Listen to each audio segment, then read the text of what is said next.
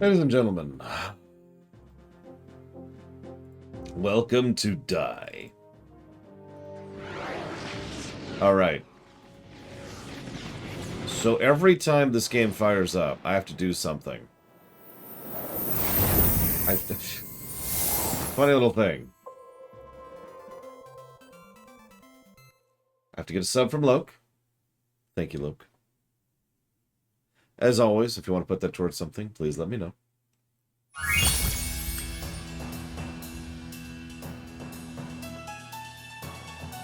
So what I'm going to do is I'm going to go to here with my mouse. I'm going to turn down the resolution temporarily so that I can unhinge it from the wrong monitor, because otherwise I can't move it off the second monitor. Redo the changes now that it's on the right monitor. And then actually pick up my controller and play the game. I've had to do that every single time I've fired this up.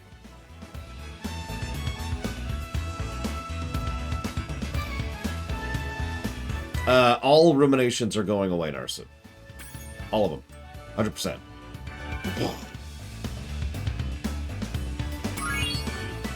Ironically, the right monitor is, in fact, the right monitor.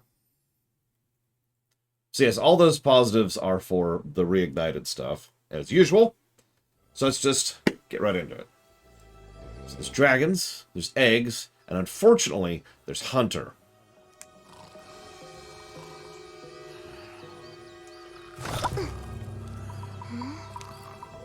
And the evil one.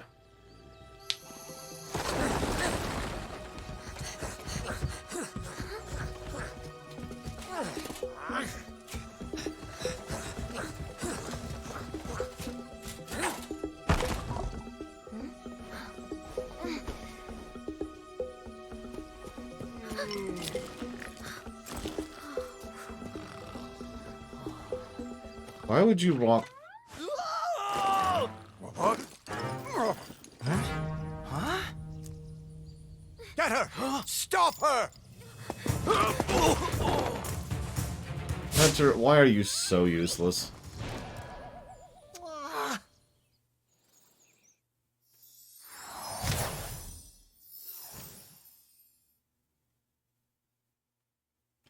Of course not, Jesse Ward. I fully expect to lose some income for that, but the decision was made 5 years ago, Jesse Ward. This is nothing new. Every last one. Excellent. Maybe you will amount to something after all. Now go guard the tunnels. Stop anyone from coming through. Nice woman.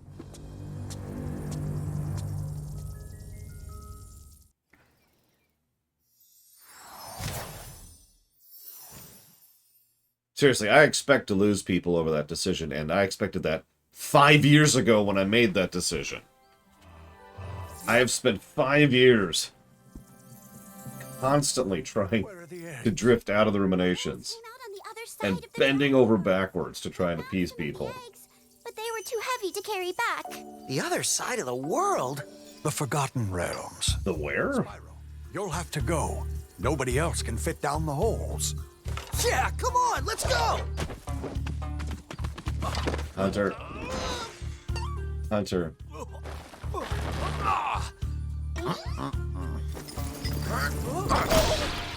Find the eggs. Thank you, bring them Argus. back, Spyro.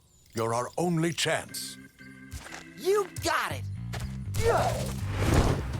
Honestly, in hindsight, what I probably should have done is just discontinue the ruminations 5 years ago. I feel like I accidentally encouraged people to like the ruminations for 5 years while I was very, very, very, very slowly ripping off the Band-Aid. And I probably should have just...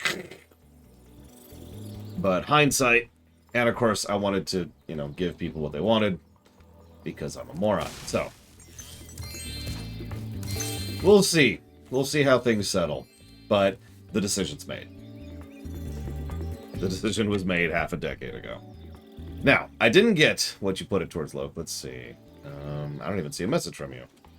Hang on, so let's scroll up a little bit here. Company of Heroes. There it is. It actually scrolled off my screen.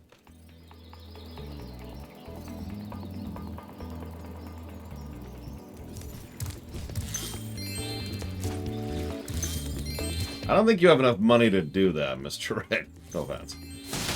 Also, I'm not sure I can even get a hold of those games nowadays. I think those predated that, Jesse's Mask. Those ones specifically. Yeah, it's actually funny, Yura. That is a valid statement. Sorry, I've been a little prickly because I've been getting some interesting comments about it. And I've had to delete a few comments because we've drifted into toxicity land with it. Yay. Also, apparently it's very lazy to do more work to try and accommodate my audience, which is something I find admittedly quite funny to think about. But anyways. Point being that I don't remember what I was saying. Something about stabbing. Oh yeah, it's actually funny to me. Sorry, to go back to what Yura mentioned. Because the original point of the rumination format was, well, I can't do what I want to do. So I'll just spend some spare time. So, you're the one in charge of rescuing the eggs, huh? How sad. Look here, Dragon. If you know what's good for you, you'll turn around and crawl back into that hole you came through. Those eggs belong to us now, and I've hidden them in places you'll never find in 1,000 years. Besides, even if you could find any eggs, our expertly trained armies would hunt you down and take them back. Do I make myself clear? If I find you here again, I am going to be very angry, and you won't like me when I'm angry. Interesting subtitle choice.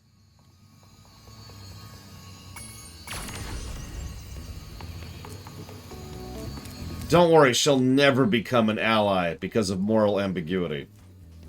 Wow, that actually completely changed. And by the way, she's hidden the eggs very... She's definitely... The eggs are hidden! They're hidden! You'll never find them.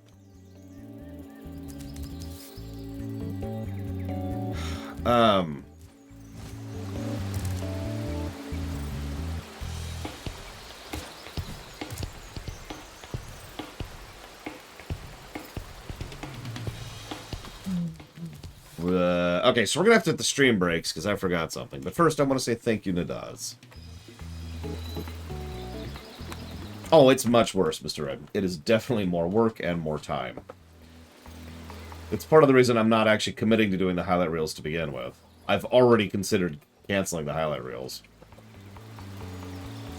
And if you want to put that towards something Nadaz, please let me know. Now, if you'll excuse me, I need to check something here. Starmancer, you got it.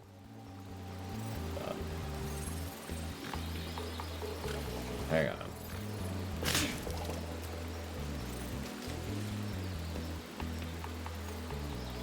on. Shoot. And of course, I have no way of checking that. Okay, sure. Why not? That's exactly what I wanted from my morning.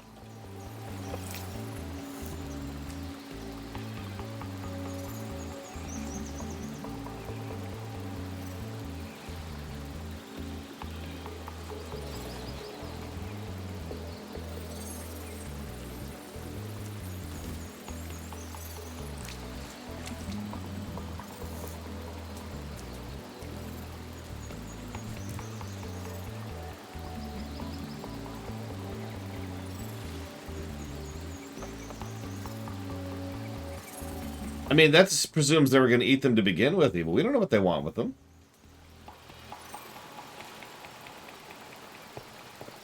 And thank you, Zach Taft. Even though I don't... Whatever. I will put that towards Marvel's Avengers.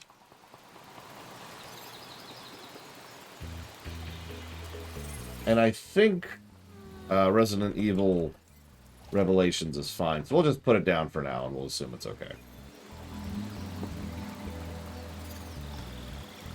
God, I have a headache. Alright. This one's a pressure headache.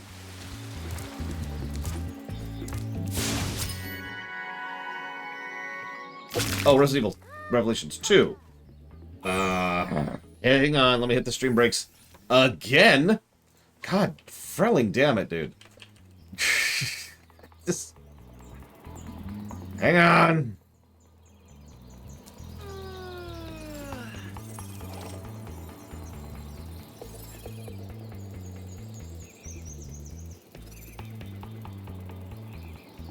Yeah, I'm going to be a little prickly today, and I apologize for that. Okay, looks like no issues there either. So Resident Evil Revelations 2. Sure, whatever. Moving on. Yeah, it's been on the list since before it came out, Mike Kamano. It's never getting funded. In fact, I'm pretty sure that it's going to get delisted and be unavailable to play before it gets funded. Well, unfortunately, I don't have a Kit Kat, and even if I had, I mean, I just brushed my teeth, man. Have you ever had chocolate unbrushed teeth? It's terrible.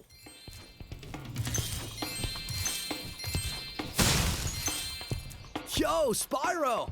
I just found one of those portal thing-in-the-jigs that leads to a different world, but you'll have to glide to get across to it. Press the jump button, then press jump again while you're in the air to glide. Just... Alright. No, please don't be prickly back at me. That's just gonna make things worse. Oh god, orange juice, aka puke! And thank you for letting me know, Justin. I anticipate over the next several days and or weeks, I'm gonna get a lot of people saying, hey, to varying degrees, I'm out. And that's expected. Even though we might have lost out on some ruminations, I still think I should have pulled the Band-Aid 5 years ago, instead of creating this lie that ruminations are primary content when they haven't been for years.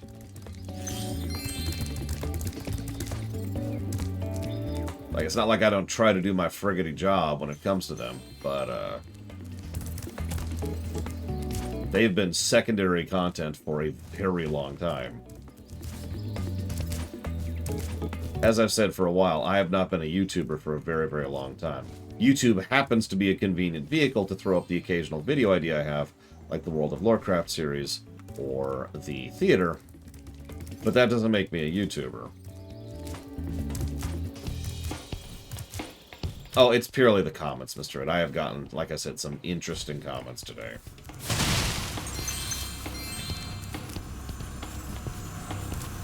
This is a Superfly power-up.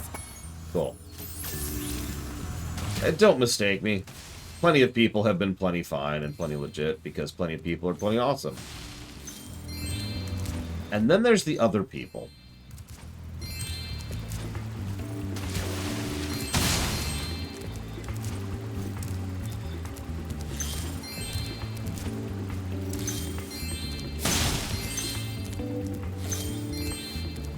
Hell, some of you may or may not remember, the entire purpose behind the Streaminations concept was as a way to try and have a compromise between actually covering shows and, you know, not being on YouTube, canceling the Ruminations.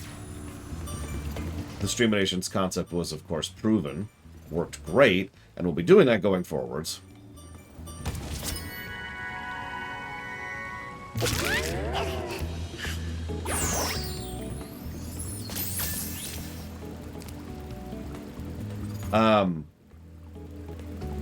Yes, Ect. Absolutely, 100%. See, here's the thing that I find amusing about that Ect. So Ect says, and this is true, I got a YouTube commenter of the middle range of toxicity that I got today, saying that I have abandoned my YouTube viewers in favor of Twitch. Which is true, because I did that 5 years ago. I am not a YouTuber. I feel like I just said this. I am a streamer. This is my job. This is my full-time job.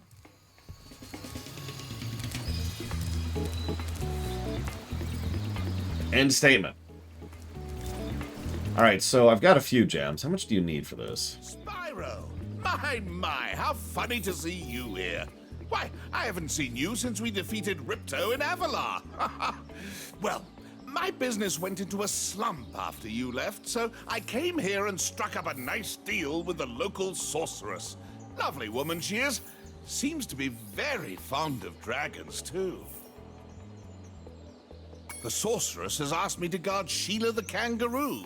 I suppose if you had a bit more money, I'd be willing to let her escape. Then you could keep her for a pet or something. That's a person.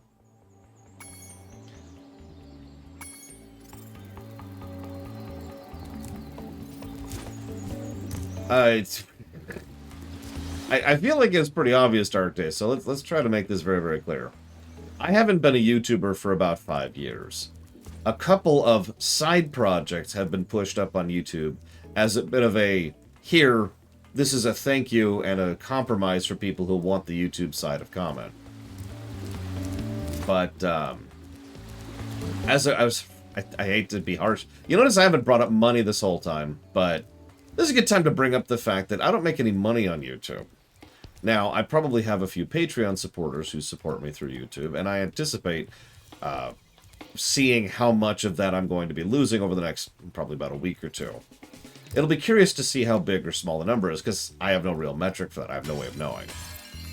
Having said all that, I make nothing off of YouTube. So if I was a full-time YouTuber, the amount of money I would make would be literally zero, and I wouldn't be able to, for example, afford the apartment I currently stay in. So rent is something that is kind of important to me.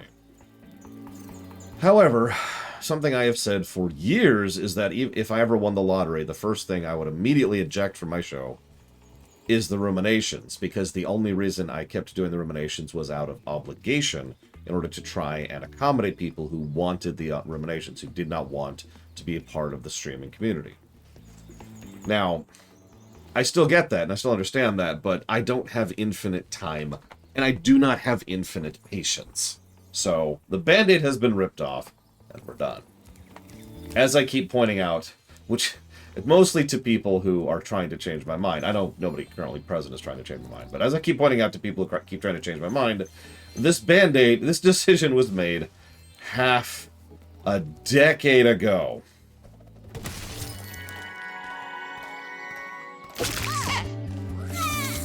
Aww.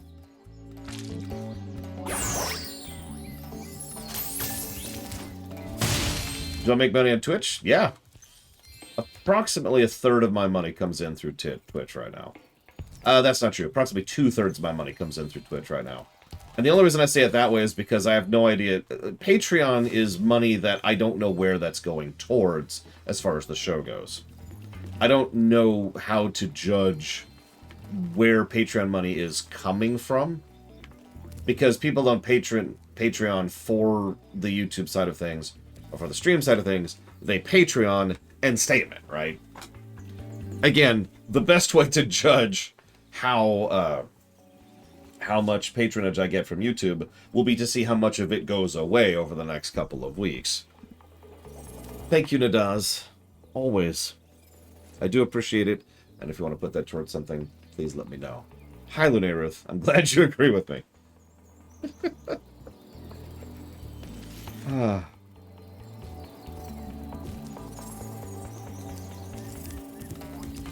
Your game camera is currently in pack. Yeah, that's nice.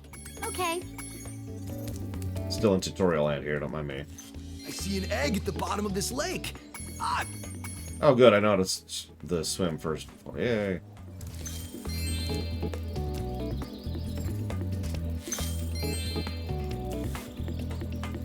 No, it's a good time to do it. I may be... Yeah, okay. I may be coming across as harsh, but it's mostly just because some people have been dicks about it. Let's just put it that way. Let's just make that as clear as we possibly can.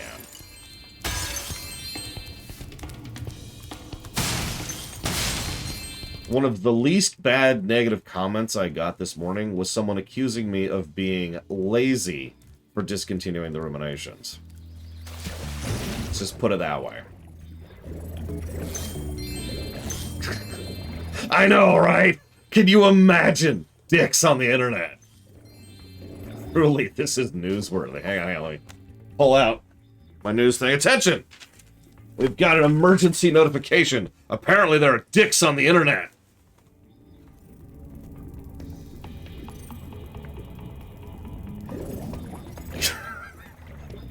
Who knew?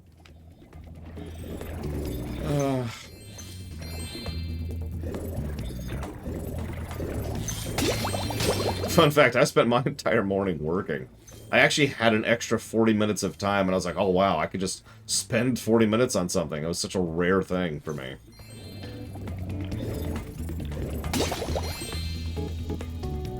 You know, that's a good point, Warp Core. I need to be able to fold time so I could do more work. Actually, I would like to do that. That would be awesome. But yes, ruminations are super gone. See, that's the funny thing. So Lunaruth asks a very valid question. Aren't they pre-recorded for years? They were. The last time I sat down and recorded the rumination cycle... well, okay, I did it in bunches. The last time was actually last March. March of 2021. But I got the majority of the stuff that's currently going live done in November or December of 2020. I forget which exactly. I'd have to look at my calendar. So the stuff you see going live now is already at the point of being over 2 years old, or is about to be 2 years old, and will be going live until March. But that's the thing. I haven't done YouTube stuff in 2 years, not counting the post-stream ruminations. And those were getting more and more and more in the way of everything else, which is why it's finally like, all right. You know what, finally? Yes, movie rumination's done. Star Trek is finished. We finished Star Trek. We did it. The show stuff will be replaced by the streaminations. So there will still be a Monday VOD going live, but it'll be the VOD of the streaminations. But the ruminations are done. Ripped. Done. Gone. Shot in the face. Thrown in the ditch. Covered with dirt. Again, I'm sorry. I know.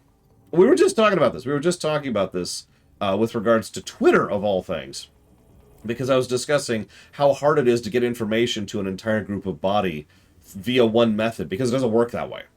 You can't... It's only in fiction can you send out an announcement and magically everybody gets the announcement.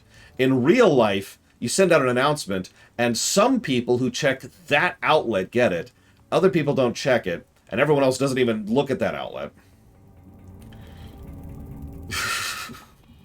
Oh yeah, that's another thing. So I don't want to bring finances into this. You remember when I have to do the floodgate cycle and stop streaming for like 2 or 3 months in order to get all that crap recorded? Do you know how much of a gigantic financial hit that is? Do you know how much I have to prep and plan and make sure I've got money saved to cover effectively not making income during that period of time? Like, that's...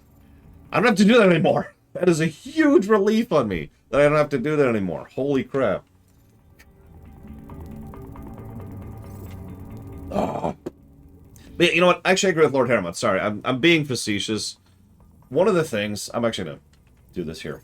I did not, Nadaz. Thank you. I will put that towards City Skylines. Great game. I'm looking forward to playing more of that. There's a YouTuber who's actually a real-life city planner, and he does YouTube videos on City Skylines. Great stuff. Highly recommend it. So, I had something I was going to say. What was I going to say?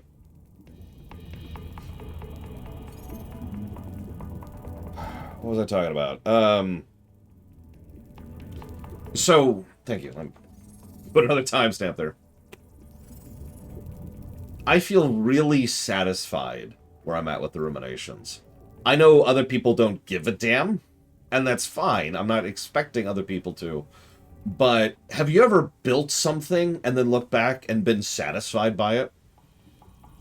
Maybe it's a song you've made, or a performance you've done, or maybe it's something you've written, or maybe it's literally something you've built, like a piece of artwork, or a house, or a structure, a project, or whatever. That's me with the ruminations. I have covered pretty much all the major movies I wanted to. In fact, I have covered every movie I wanted to. As has been mentioned recently, if someone suggested doing a dealer's choice as far as the movie ruminations, I've run out, because you know, that's done. So that's done. That's awesome. I feel very satisfied by that. Star Trek? I have covered Star Trek. I've covered Star Trek 2 years ago, admittedly, but the point is, for the last 2 years, I have successfully covered Trek. I have covered TOS, I've covered Enterprise, TOS, TAS, the movies, TNG, DS9, and Voyager. I have covered all of Trek that I wanted to, and I'm really satisfied by that. Like, I don't know how else to put that. It's a great feeling to be able to look at that and just kind of take that in for a moment. You know, I did it. right? I was telling Reloaded about this when I was finishing these recordings 2 years ago. I was just like, damn, I did it. I covered Trek. And he started making fun of me because, of course, I'm not counting New Trek in that. Someday I may cover New Trek. In fact, I believe there's 2 New Trek shows that are on the Streaminations for potential coverage that way. But New Trek is ongoing, so even if I was to start covering New Trek, then I couldn't finish it because it's not finished. There's 3, apparently. My bad, there's 3. But the old stuff, all the old stuff, done, completed, chkong. Awesome, you know? It's just... I don't know how else to put that. I feel very satisfied with it. And that's why I have to agree with Lord Harriman. I don't want to say, I'm sick of ruminations. It's more like, I did it. I built the house. It's there. I'm proud of it. Moving on.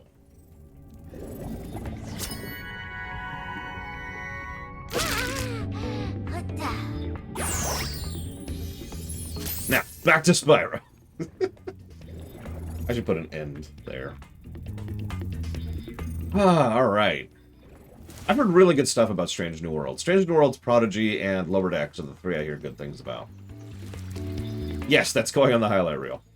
Because, as a reminder, for those of you who don't watch the YouTube side of things, the highlight reel is supposed to be a summary of 3 different categories of things.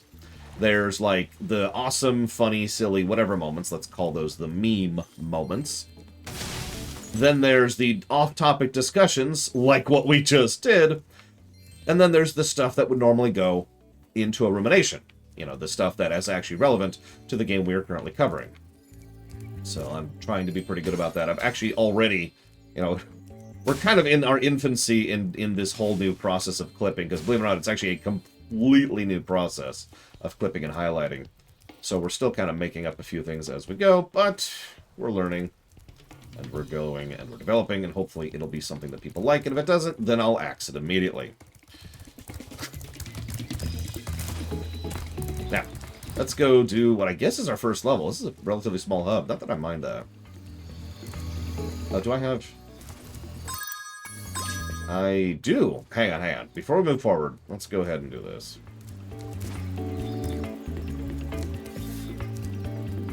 I'm getting paid a fortune to keep Sheila the kangaroo locked up. Ha ha! This pesky animal must have been causing a lot of trouble for that poor sorceress. I suppose I could accidentally let the kangaroo escape, if you were to pay me, say, a small fee. No thanks. Don't worry, Spyro. Sheila won't stay in jail forever. The sorceress is thinking about having her executed next Thursday.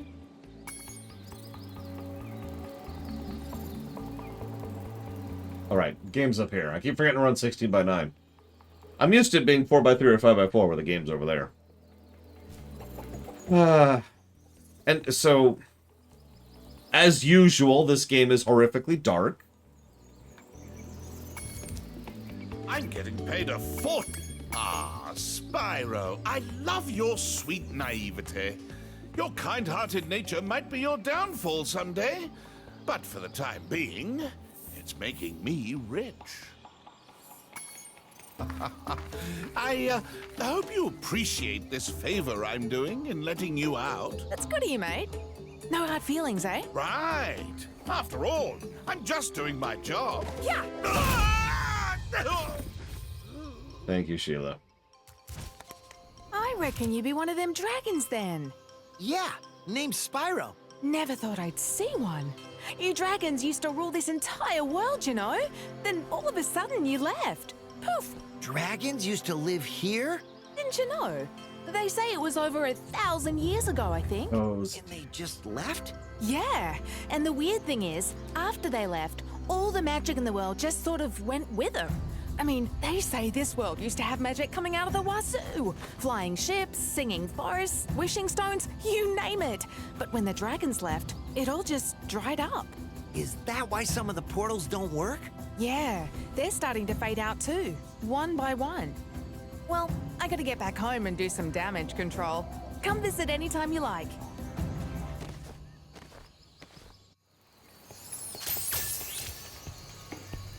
Also, if I can do one last very minor complaint. I know this isn't really a valid complaint, so it's more like a pet peeve than anything else.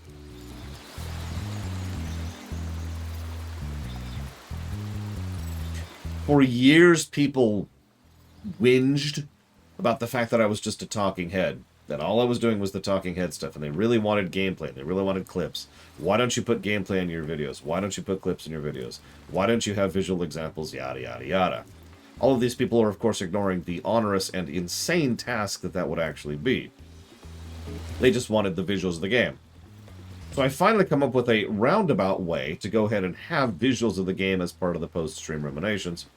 And now people are whinging about the fact that I'm getting rid of the talking head. I can't win.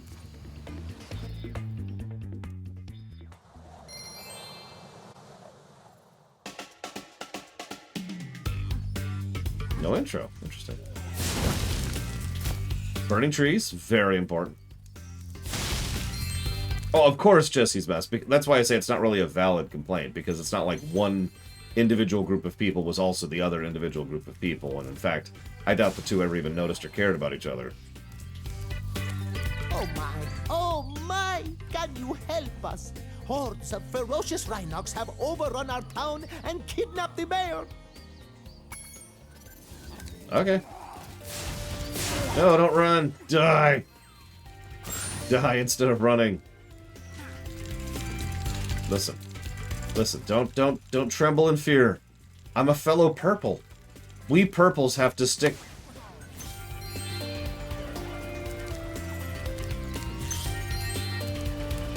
Anyways.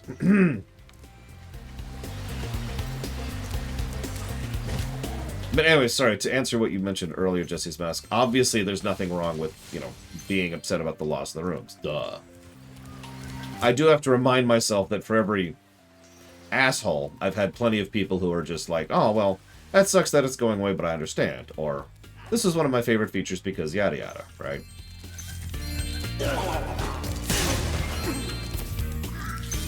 Just let me catch my breath, and then I'll kick that other guy's butt.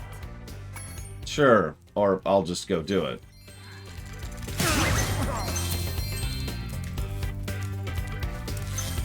You know, like you do.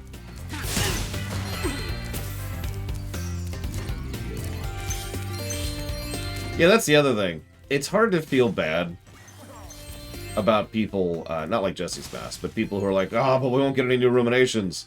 When I have literally thousands of ruminations recorded over the last 11 years.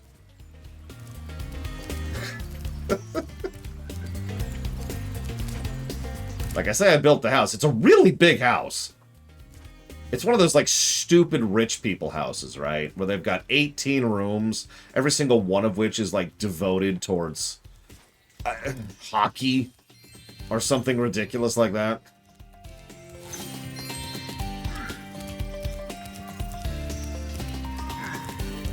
This Rhinoc is too big to charge.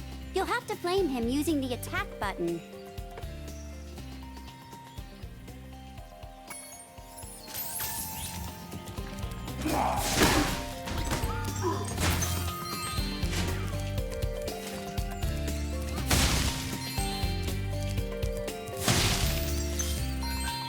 That's an inside joke that nobody's gonna get. So I'll go ahead and explain it, because nobody's gonna get it. So the last time we streamed this game, we weren't doing regular stream highlights, but the way the old highlights used to work is people in chat would make a clip, because you guys can make clips of VODs, right? And what I did was I sat down and spent some time gathering all those clips together and bundled them together into highlight reels. And most of the existing highlight reels are of that feature. Now, then I kind of stopped doing that because that took an onerous amount of time. And so then Random and Mr. Red kind of took it over, and they stopped doing it because it takes an onerous amount of time.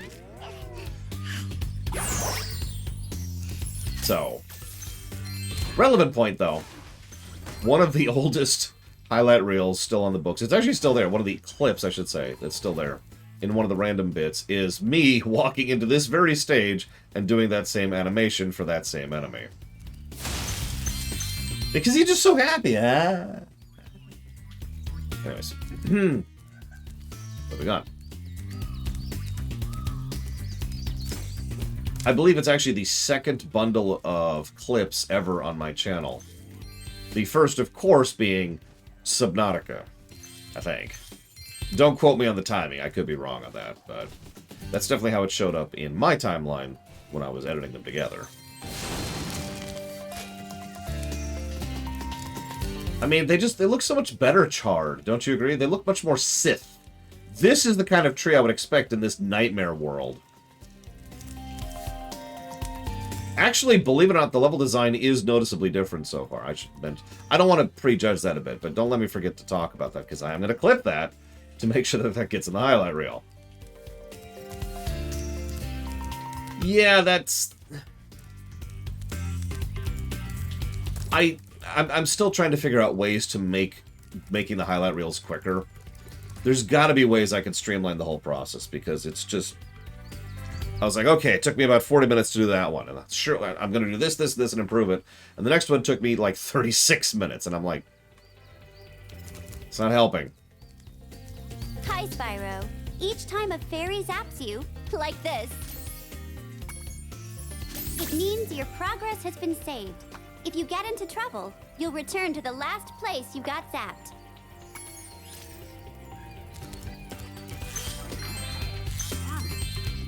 I do like streaming games I like, Narset. Weirdly enough, a recurring trend is that viewers like it when I stream games I like, too.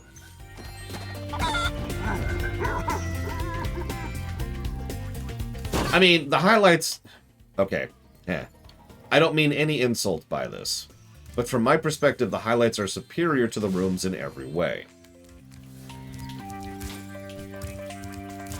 They allow actual showcasing of the game. They allow for some of the unique or interesting moments to actually be shown as opposed to just talked about. They give a way for the... So, streams by their nature are spontaneous, right? I don't really plan out a stream, right? A stream happens. So if there's a random spontaneous discussion about, I'll use the Spyro 2 example again here, consumer trust or the nature of Nintendo versus Sony versus Microsoft, that's something that can go in the highlight reel that cannot really show up in the room. It doesn't work that way. And of course, the final thing is, of course, the stuff that you're discussing in the game itself. But I can discuss that while showcasing it. Let's use an example. This will go in the highlight reel. So, talking about level design, one of the things I mentioned back in Spyro 2 was how the levels felt like they were basically just shotgunned at terrain. They didn't really think about how those levels were constructed or designed or anything. By contrast, here, if I actually sit here and show you what I'm talking about while I'm doing it, I personally consider that to be superior than me being a talking head telling you, because just picture this being a talking head rumination section, okay? Picture that for just a second. So, the level design is already noticeably superior in Spyro 3 over 2, because the first thing we have is we got an opening area which deliberately opens out, thanks to this gate, into a nice big square. We're immediately considered to look right and left. Looking right gives us an edge, which we can explore to the edge of, and a few things we can interact with. Going left does the same thing, terminating at this gate. So, we've got a little bit of flow to this. And no matter what, we're still kind of contained within this area, center, park, plaza. We're contained within this plaza. And the next thing to do is this very deliberate area going up. We have to actually walk up these stairs. We can't just run up them, which, of course, is important, because that way, when we're coming up here, because we have to make this final jump, that one enemy, which is the guy I mentioned earlier, he's right there. And this then informs tutorialization, because we're pretty much guaranteed we would have to go out of our way to not walk into the fairy who explains the mechanisms of dealing with the enemy. Boom, boom, boom. And so I can show this. I can show you what I'm talking about here.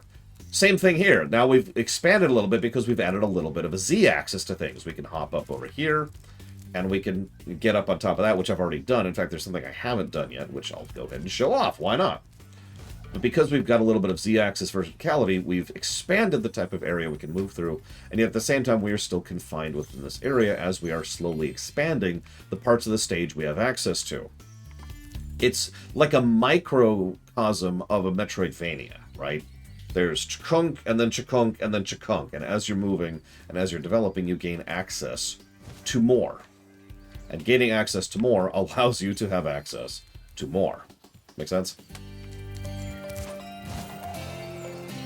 And that is why I consider the highlight reels superior to the ruminations. Any questions?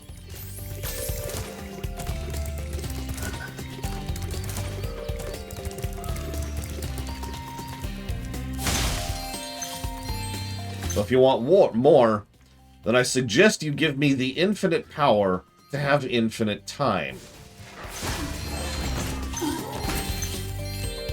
If I have literally infinite time, then yeah, sure, I'll go ahead and do the rooms. Why not? At that point, it won't matter. I have infinite time. Yeah, I like Rex's comment. To turn that into a rumination, all you have to do is close your eyes. Thanks for the help, but I think I could have worn him down sooner or later. Yeah, sure. Hang on, I need to...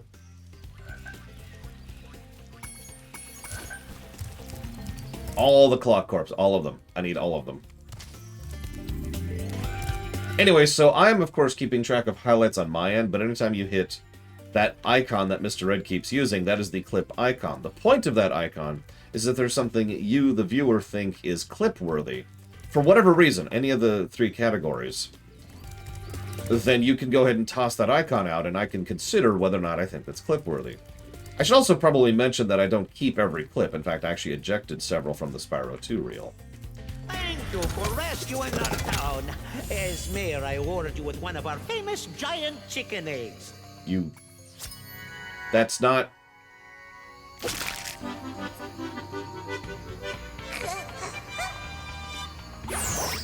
I'm sorry. That was the ugliest chicken I've ever seen. I agree.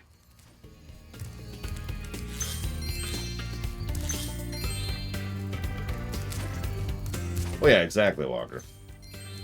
There's one of the funny things is I find myself in the same boat that a lot of real-life corporations find themselves in. The best answer to the problem is more human insight, more creativity involved. But obviously that takes up time and effort, which I have in finite supply. Oh god. So the ideal solution would be some way to completely automate the thing. But no matter what automation I come up with, it's going to be a terrible solution because algorithms suck and AIs suck. And bots suck, I should say. So anyways, you like minigames, right? Anyways, now I need to read what Ect said because I just went off on a massive tangent and Ect was talking in the middle of that. So let me scroll the chat up here for a second. Let's see here.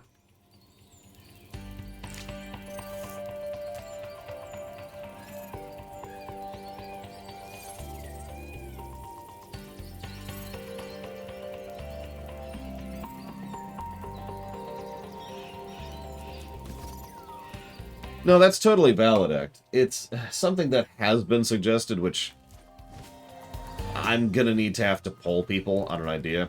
Just hire an editor. Yeah, just double my salary, like that. And I will totally be capable of hiring someone. You realize I have trouble paying the bills some days, right?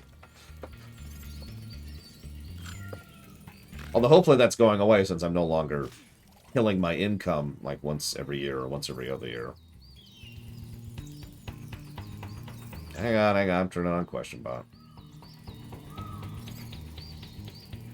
What was I saying? Yep, that's strange. That happened last time too. There we go. Yeah, weird thing. I have to start Question Man twice nowadays. I don't know why. Anyways. What was I talking about? Right, so one of the things I actually would love to do is just hire someone to do a highlight reel, just straight up. Hell, like, as I just mentioned, I already put the legwork and the prep work into setting up timestamps. But, obviously, being able to offload those timestamps to someone else and then offload the VODs to someone else, so they can again look through and be like, aha, and actually edit it together and throw together the extremely minor amount of special effects required and editing required, and then actually punch out the video and post it. That would be awesome. But that's, like, at the very least, a part-time job. And again, I do not have the ability to do that. So tell you what, if I win the lottery, then I'll quit streaming entirely because it'll be too dangerous to keep streaming. But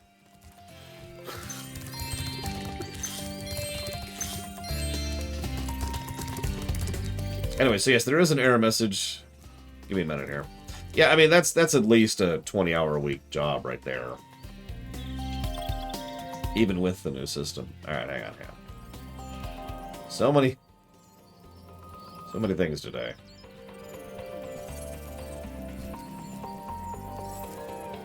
You got it, Nada. Sorry, I'm trying to catch up a little bit here. Where's the load? There's the load. Okay, so when I fire it up the first time, Zalok, the error message I get is this. And so what it does specifically is it hangs for a second, and then that happens, and then, you know, it dumps me back at the command prompt, and then I hit it again, and it works fine. So, that's the specific thing. I don't think anybody would like that, Lord Haramont. Setting that up would actually be relatively easy, but I think people would get really irritated by that really quickly.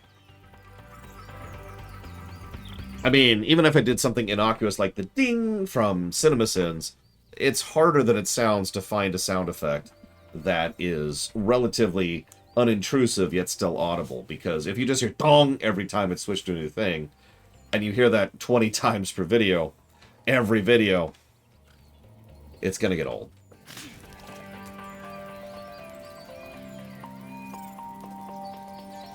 So, thank you, Nadaz. Again, sorry for the delay. I have already put that towards City Skylines again. And thank you very, very much, Shaludo. I always appreciate, and I will put that towards the Resident Evil 1 remake. Thank you, both of you.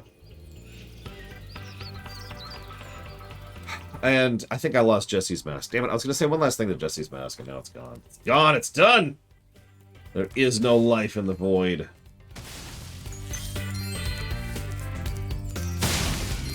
All I was going to say, Jesse's mask, is I don't like the... So, there are some content creators who get...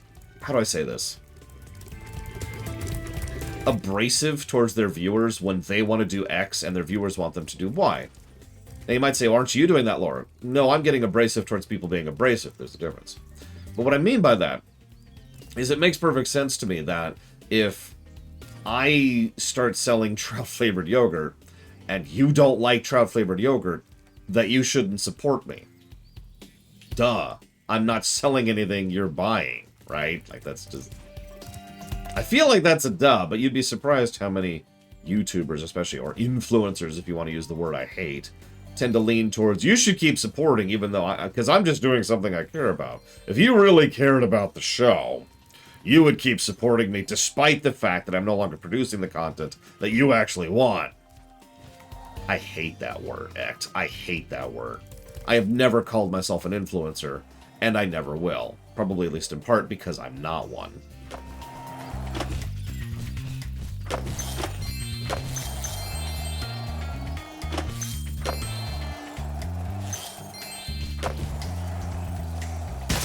There we go. Damn. Anyways, point being, the last thing I just wanted to say was obviously no judgment, no harshness, no nothing. Because if I stop selling something that and you don't want anything that I sell, then you should stop going to the store. That's an extremely duh thing to me. Oh my god, Dakota, we bought a slave earlier. Hey, Spyro. I found this gladiator training arena that also makes for a pretty cool skate park. Care for a test of your boarding skills? I bet you can't catch all 15 lizards running around here. Just come back if you want some boarding tips from the master. Now for pain.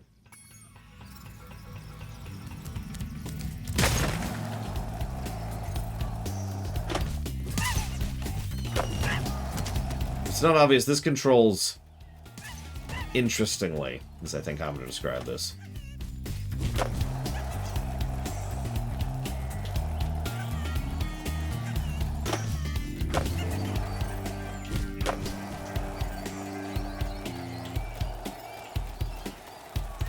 I mean, to keep talking about that for a second, one of the things that I've often worried about is how screwed I would be if people didn't actually like my streams. Because I still would have quit YouTube, like that was always in the cards, right?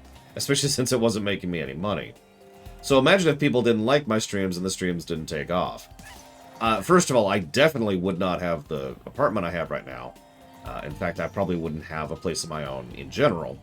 I may or may not still be alive, and I may or may not actually be solvent at the time, because I would probably be facing the decision to go get some random generic IT job in order to be able to pay the bills.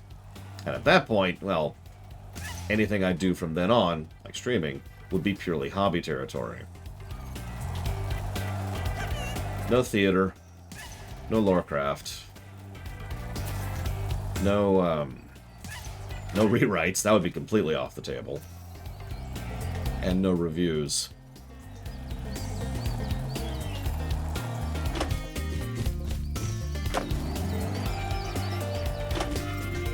That guy's way up there.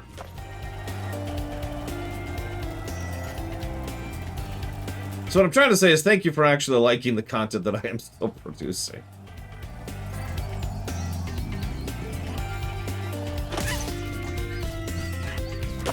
You're funny, Lord Heroon.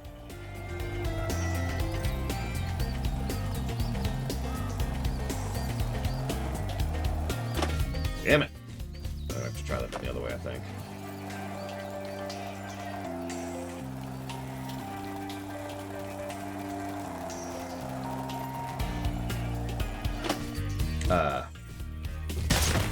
Who or what is folding ideas, Disco? I actually never got to play the Tony Hawk games, or miraculously, I never played them seriously. I got poked at them. There we go.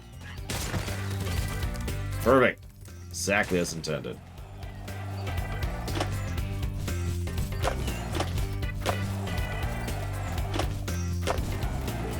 Oh, God. Right. Okay.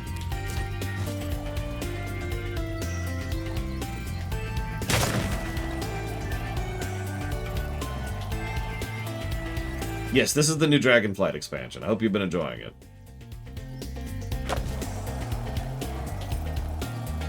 I know I'm going to have to do this a second time, and the second time's going to be much worse, because it always is.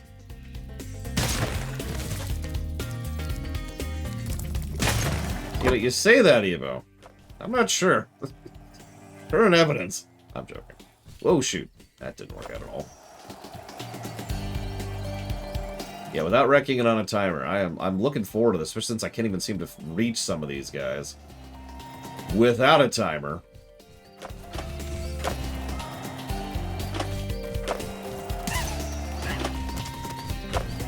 I can't believe I pulled that without wrecking.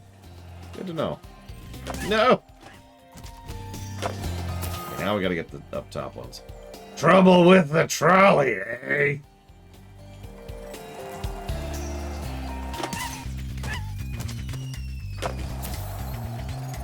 Alright, where's the other one?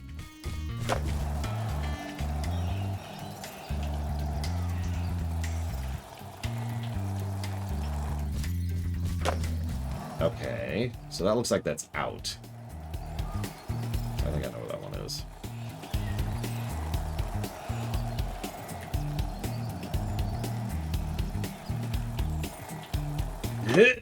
There we go. Hey, that was great! And while you were boarding, I found this in a lizard burrow.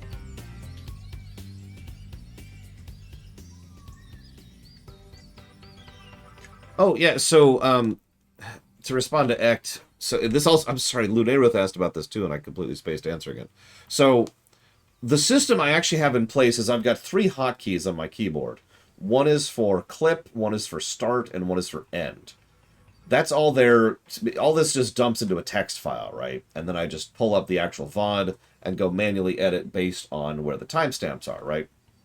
The thing is, if you say, for example, clip, but you then mention in the chat, like now, it's like, hey, that was a cool thing, or about a minute ago you did such and such, clip, I can hit the end button. So when I go to check that, if I just have an end without a beginning, I know that I should actually look over here for the actual clip. Make sense? So in short, as long as, people are like, hey, this is cool, or give me some kind of indicator of what it is they're clipping or wanting to be clipped, I can hit an appropriate button to help indicate for me later when I'm actually editing the thing. What in the world? Oh. Good morning, exclamation mark. I am, comma, although I'm not sure what to get yet, period. Other than chocolate, of course, comma. Gotta have chocolate, period. That's not what gotta is spelled like.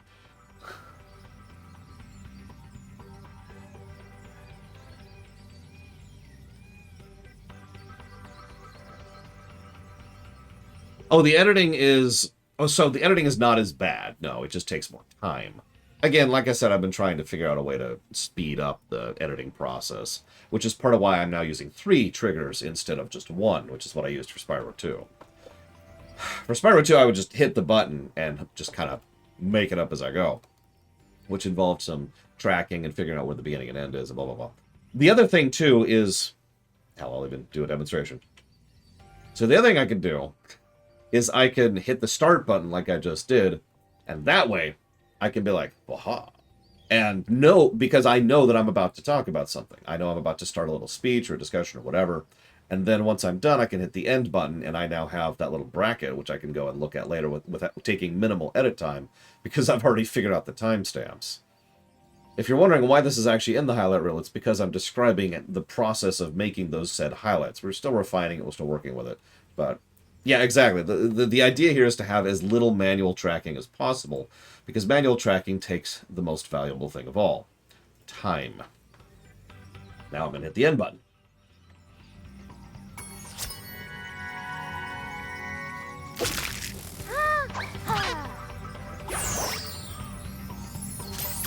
Now I'm going to fail at this. Bingo. And if it's something specific, just throw in a message of it, right? Like, if I do somehow nail this first try, which I'm not going to do, then, lore clip for first try. I can if I'm careful, period. And if I have some recovery food, period. Alright, let's do this. Alright, if you can catch all the lizards before time expires without wiping out, I might be able to scrounge up another egg. It's not gonna be easy, though. No, it's really not. Go get him, Spyro! Okay. So we're gonna do this one first. We're gonna immediately do the big jump. Go to the right. We're gonna get this guy. We're gonna get a person at my door.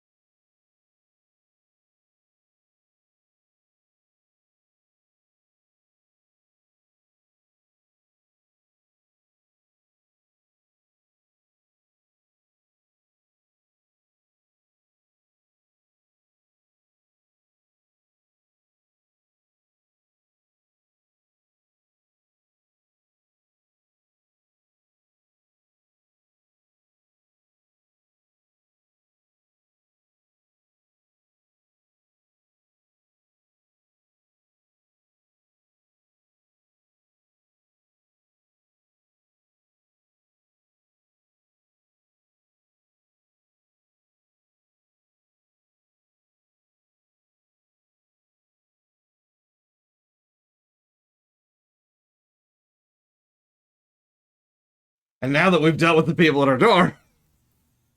Where the hell was I? Oh, God! I was right here. Okay, hang on. Let's try this again. Ah, too bad. Go get him, It was just a package. They usually don't knock. That's why I was confused. Down. Missed the jump. That sucks. So we're going to do something different. We're going to fail several times. We're going to run to the wall to reset deliberately. Ah, go get him. Okay, so reset. Let's try this again. Up. Try not to screw up the landing. Oh, God. Second time I failed at that. Now we're going to fail everywhere. We're going to fail at everything we've ever done in our entire lives. We're going to be a worthless, disgusting failure that everybody on YouTube hates. Wah! There we go. We're going to try to catch this guy, which we did. Then we're going to do a hard left. We're going to remember that we were going over here next instead of going to the right. So we're going to go get this person. We're going to do an up.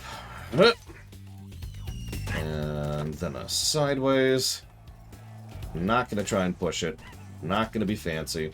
We're going to be nice and slow. We're going to miss horribly because the aforementioned total failure thing. Got to keep the total failure in mind. Very important. Very important. Land correctly. Then we got to go to the right. Next thing we got to do is got to do that again. Just the worst thing in the known universe. There we go. Now we're going to go ahead and go the wrong way twice. Very important. We're going to go the wrong way a third time. Now, that's actually important. That's all about the RNG manipulation. We need to have that RNG manipulation. Otherwise, we're not even sure we can do this. We want to catch these people on the outside, which we did. We're now in a good position to go down and follow this person through hell, which we have now done. And then we're going to try to go up and to the left. Now, this one's going to be a tricky one because this is going to involve not sucking. And anybody who knows me knows that not sucking is not in my repertoire. So we're going to do our best here to disengage the suckitude engine. And then we're going to be missing one. Now, this is very interesting because I actually don't know where it is. So I'm not sure. Oh, there he is. Yeah, so we've discovered exactly where they are. We knew they would pop up right in front of us. It's all part of the plan. And we did it. Whoa, that was sweet. And look, there was another egg in the lizard burrow. I don't think that counts as a first try, but I'll take it. Yeah, the RNG manipulation worked perfectly, as you can tell. As you can tell. Got the inflatable ready? Question mark.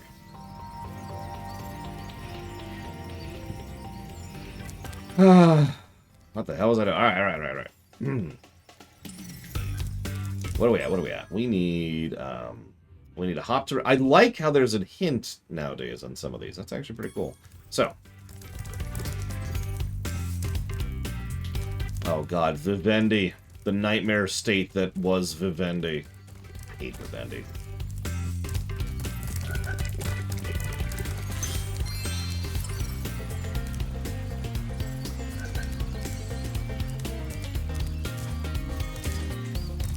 Yeah, it's actually funny. So last time Hunter was deliberately holding hostage the items he himself needed in order to save the world until we did his stupid little challenges. Now it's much better than that. Now he's just holding babies hostage until we do his stupid little challenges.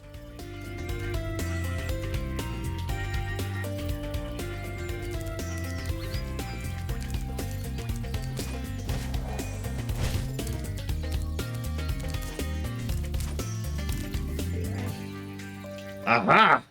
Why should I and shouldn't I react to some random YouTuber's well-researched and insightful video on the culture of WoW?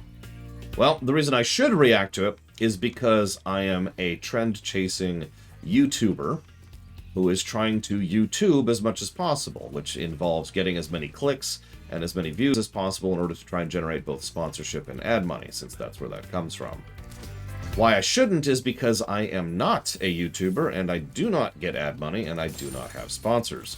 Therefore, it would be nothing but a waste of my time to do so. Any questions, Disco? How do I get up there?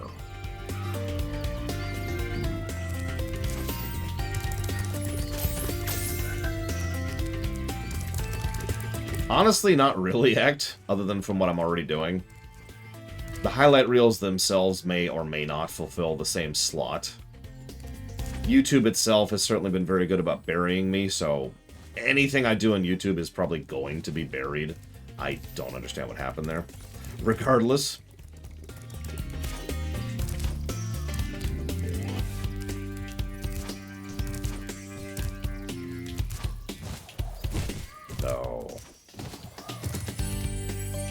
Yeah, other than essentially doing what I've been doing for reasons that have been long established for years, I don't really have a big plan in mind for generating new viewers now. I'm not even sure it's possible to do so at this point.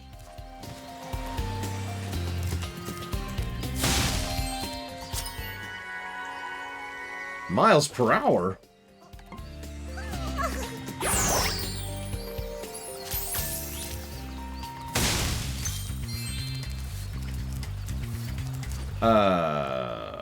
I did. I haven't actually done anything with it yet, Ventures.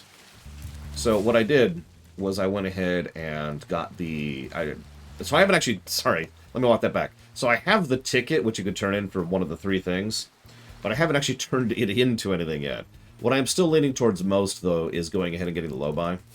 There's simply too many good consoles and too many good traits that come from the low buy. And that's probably what I'm going to go for. Not really, Tiny Hippo. I mean, I do on my stream.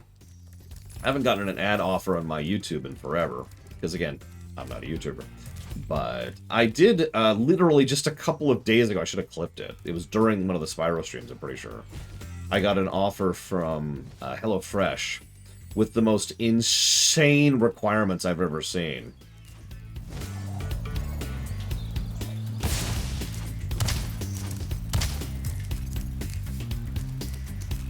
I feel like I literally just answered that act.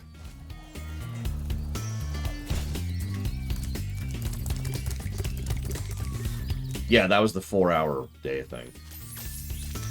Honestly, it's got to be a typo. There's no way they're expecting me to extol the virtues of HelloFresh for 4 hours a day.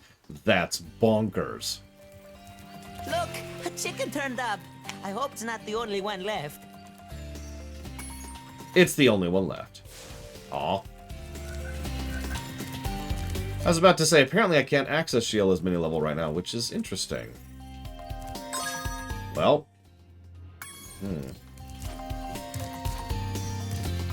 That's also possible, Dakota. Oh, sorry, we went 40 hours a day. Ah! I did miss it completely, Justin. You can tell I am very distracted today. Sure thing! HelloFresh is an overpriced, expensive way to not have to go grocery shopping for individual meals which take too much time to make.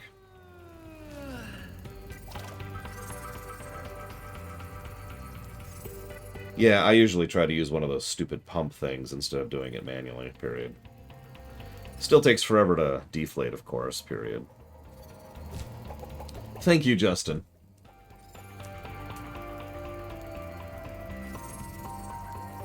Always appreciate. I will jot that down for Strange New Worlds, Season 1. Let's see what we think of that.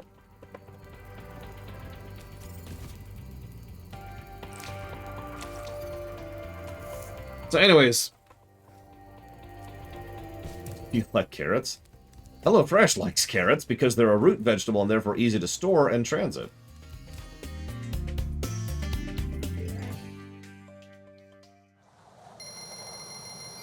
I think I still have that workbar. Yeah, cheap. Root vegetables are cheap, easy to store, and go bad slowly. So you're going to see a lot of potatoes, a lot of carrots. I guess we're going to have to start prioritizing these. Oh no, I like that too, Jesse Ward. Especially when you add pepper to it. Again, Spyro. Now I have to find out what that nasty sorceress has done to my home while I was locked up. I mean, potatoes are like... While you were gone, a bunch of Rhinox kicked us out of our houses. It's okay though. Bobby, Pete, and I are working on a clever plan to take them back.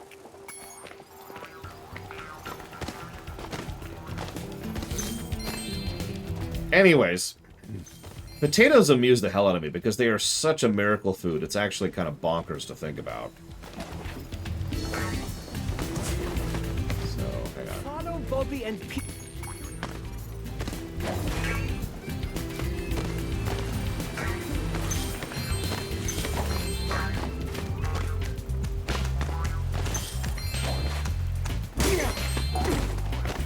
She does. It's a little bit get used to-y. Reminds me of the frog suit back in Mario 3. You can get up really steep cliffs like this one with your double jump. Press the jump button, then press it again exactly when you hit the ground to do a double jump. Once you've mastered it, you can go anywhere you want. That's not true, but thanks. Yeah, we can meme about Lord of the Rings all we want. Go ahead, get out of your system. But seriously, though, potatoes are ridiculous. In a good way.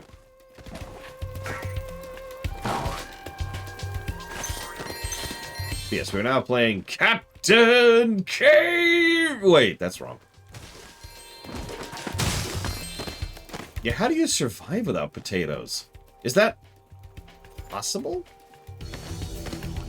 Ah, home at last. Here, I was saving this to make an omelette, but I think you deserve it more.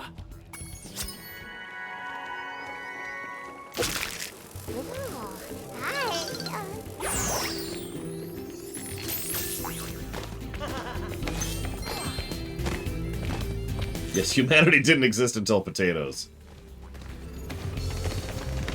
Dropping some truth bombs in here.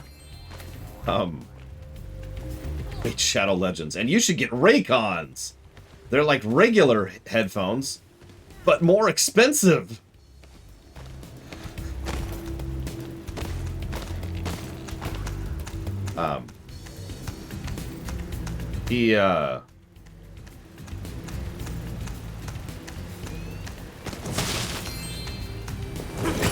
Okay, well, I was gonna be nice, but we're just gonna put you out of your misery now.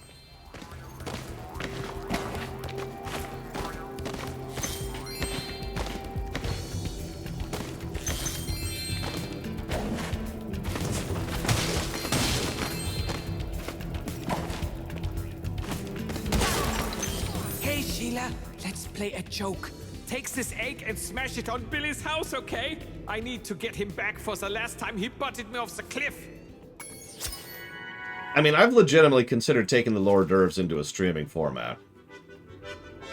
We've already seen that one. They're looping! Feel cheaped. Is there any company that would offer sponsorships? Excuse me. Is there any company that's currently offering sponsorships that I would accept? No.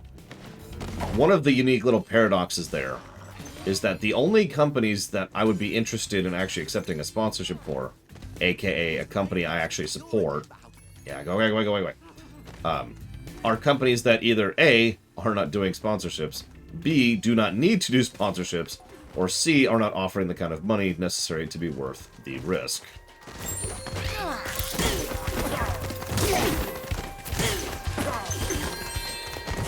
Because you have to understand something. Let's say for a moment that I decide to actually do a sponsored stream, right? And during the sponsored stream, I plug STO. Okay, maybe that's a bad example.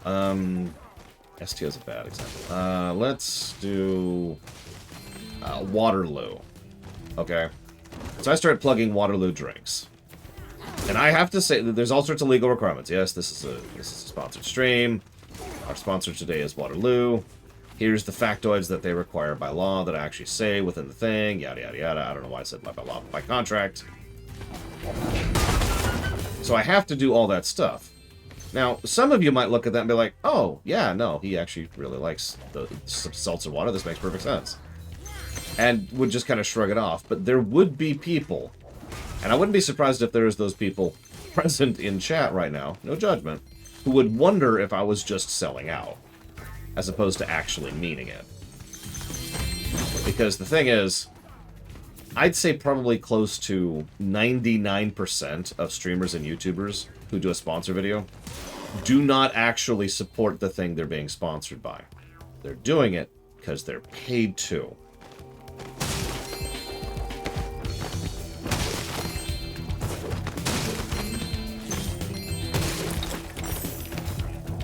And that's normal, I should probably add. The overwhelming majority of people who do that. Do I have judgment on them? That's a little tricky. What was it? I was looking at something recent. I think it was an Alzabo HD video, and he was like, hey, but this is sponsored by... I don't even remember what the sponsor was. Which is funny when you're thinking about it. So... And I remember looking at that sponsor thinking... you don't use that product. Like, I don't know that for total certainty, but that was the first thought that ran through my head. And I decided out of curiosity to look it up. And I looked at what the product was, whatever it was. I don't even remember. And I was like, yeah, no, that's nope, is what that is. So, do I have judgment for that?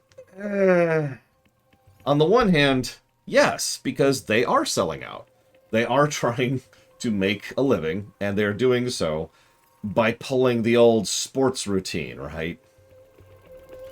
You remember that? When a sports person... This actually still happens. When a sports person will get up and say, I may make a lot of home runs on the field, but to make a home run on the breakfast table, you need Bob's Totally Worth a Damn cereal. Right? They don't mean it. They are lying.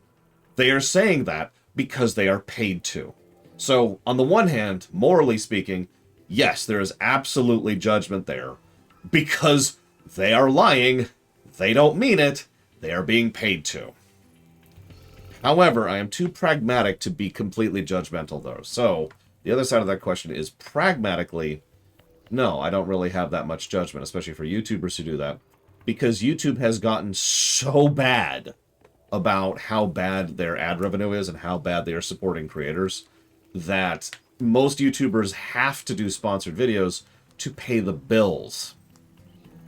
That's really more YouTube's fault than anything else. So a lot more of the judgment, a lot more of the ire is reserved for YouTube. Oh yeah, and by the way, this is one of the reasons, I know I said I wasn't going to go into it, but this is one of many reasons why I've been pulling out of YouTube for 5 years now. Because YouTube has been getting worse, not better.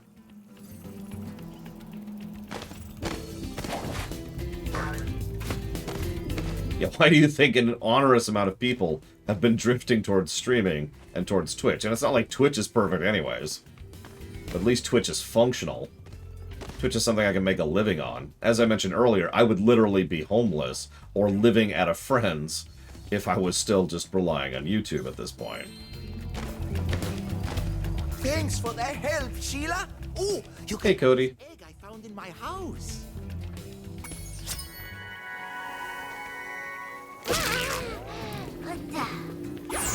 That's possible, Shadow Machine.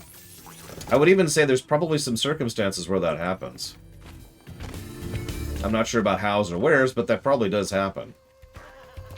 I have no idea when or how, because I haven't seen that. Like, and that's why I mentioned what I mentioned earlier, Shadow Machine. If I was to sponsor something that I even have a proven record of liking, like Waterloo. By the way, this right here is Waterloo. That's why I use that as an example. It's a seltzer water. It's a brand of seltzer water. So if I... yes, I do, actually, Easel.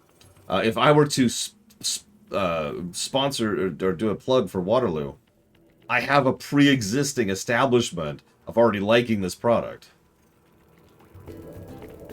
Because it's good. However, it is expensive. I don't recommend it. Generic stuff is arguably not that much worse. I just like spending a little bit on something that I enjoy because I hate my life and I like to actually enjoy it every now and again. Seltzer water is one of the very, very, very, very few creature comforts I afford myself. I used to drink Polar, and then Polar was like, nah, we're out.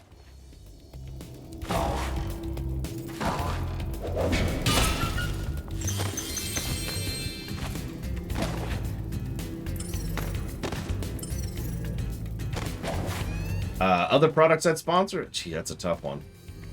So I'll try to think of just specifically products, not services. Like, of course I use AWS, but everyone in the universe does AWS. That doesn't mean anything. Kinda is Takoida. We'll talk about this in a second. Don't worry, I swear I've got some game reviews stored up here, too.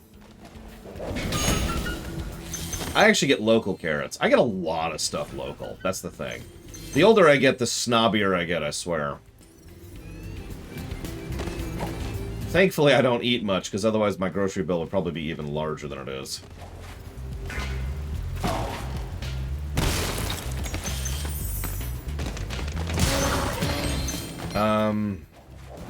Who would I be willing to sponsor for? That's actually a really tough question. So, Nintendo. Many Nintendo products, I'd be willing to say, yep. They cool.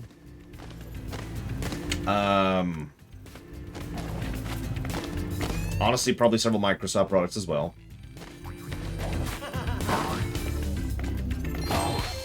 Oops.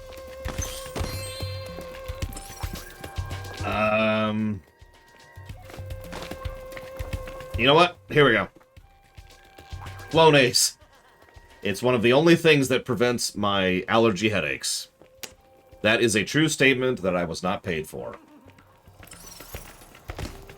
Also, Yeti, or Blue, excuse me. Not Yeti, it's the wrong way around. So, Blue is the microphone style I use, and I actually am quite fond of it. Even speaking as an audiophile, it's hard. You have to go up significantly to get more quality from a microphone. Like this microphone that I'm talking into right now was about $120 or $140, something like that. If I wanted a better quality microphone, it would probably run me about $1,000. Because Blues are pretty legit. I actually have a backup Blue right there in case anything happens to this one. Let's see, what else?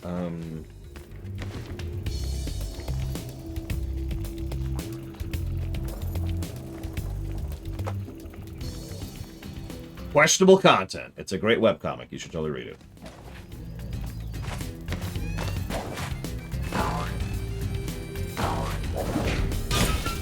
My keyboard's a Microsoft keyboard because they are the only ones who make the exact brand of ergonomic keyboard that I prefer.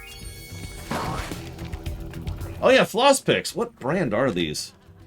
These are Plackers, is apparently what they're called. They look like this. So this is an actual not a sponsorship, but an actual recommendation. You see these? Do you see how that looks? Like in the corner, you can actually see what the thing looks like this. Get these. So for those of you not aware, there's 3 layers to teeth care, and I've been taking pretty good care of my teeth for quite a few years at this point. Brushing is obvious, but flossing is more important than brushing in many ways, and so is swishing, getting some mouthwash or whatever, right? But the thing is, I hate flossing like this. I absolutely cannot stand it. And I quit doing it because I hated it so much. This is how I floss. This is awesome.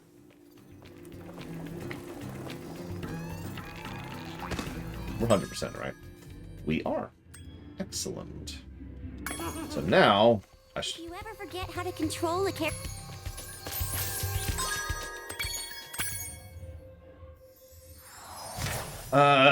What else? I don't have much, really.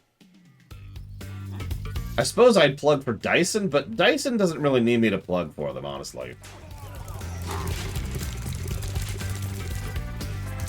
Dyson is literally known for putting out high-quality and expensive products. And that's the recommendation.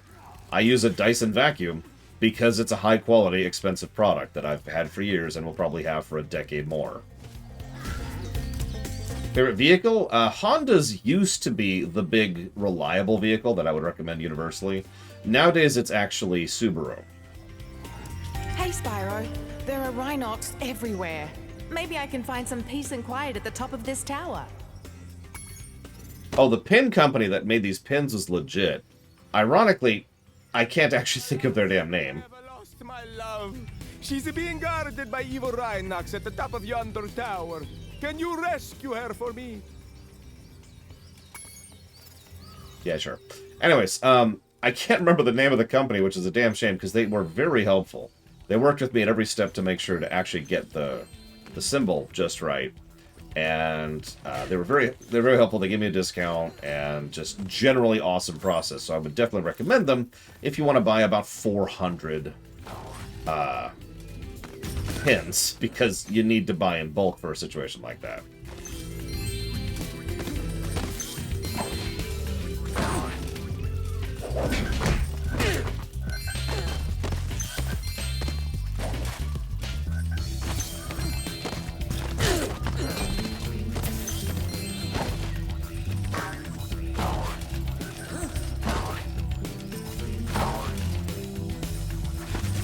Ah!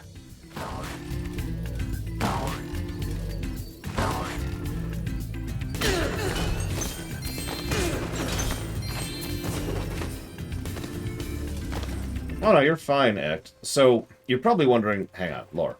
You barely discussed the actual game back in the Spyro 2 room. Why? Excuse me. The Spyro 2 highlight. The answer is because I had very little to discuss. Spyro 2 was something of a vacuous game. That was, in fact, the whole point that I thought I made. While they certainly tried things, there was just an absence of design. So, the biggest thing I had to comment on was the absence of design. That's one of the reasons why I said that everything that I would have said in the room, I said in the highlight, because there's just nothing to add to it. That's just going to happen. Every now and again, you're going to have a 15-minute rumination, to use the old terminology. Now, if you want to do some prompts, you're more than welcome to. Obviously, I welcome... The whole point of the stream is to kind of be a community thing in general, right? Yeah, the humor, because that was awful. Whatever.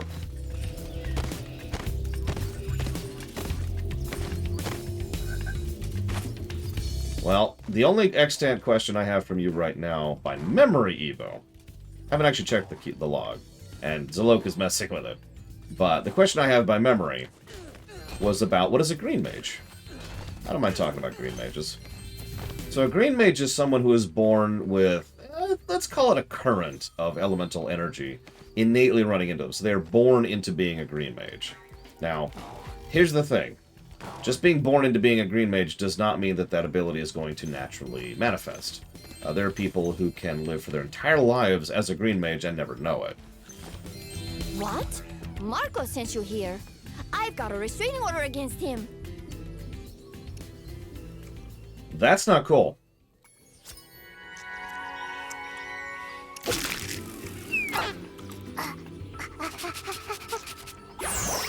Dragons are not dogs. Don't lie to me, game. I'm missing a lot of gems. Where are these gems I'm missing?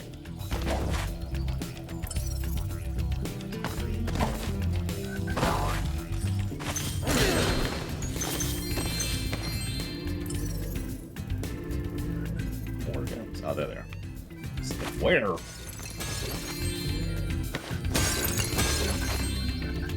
Speaking as a dragon. Wait. Who's also a lich.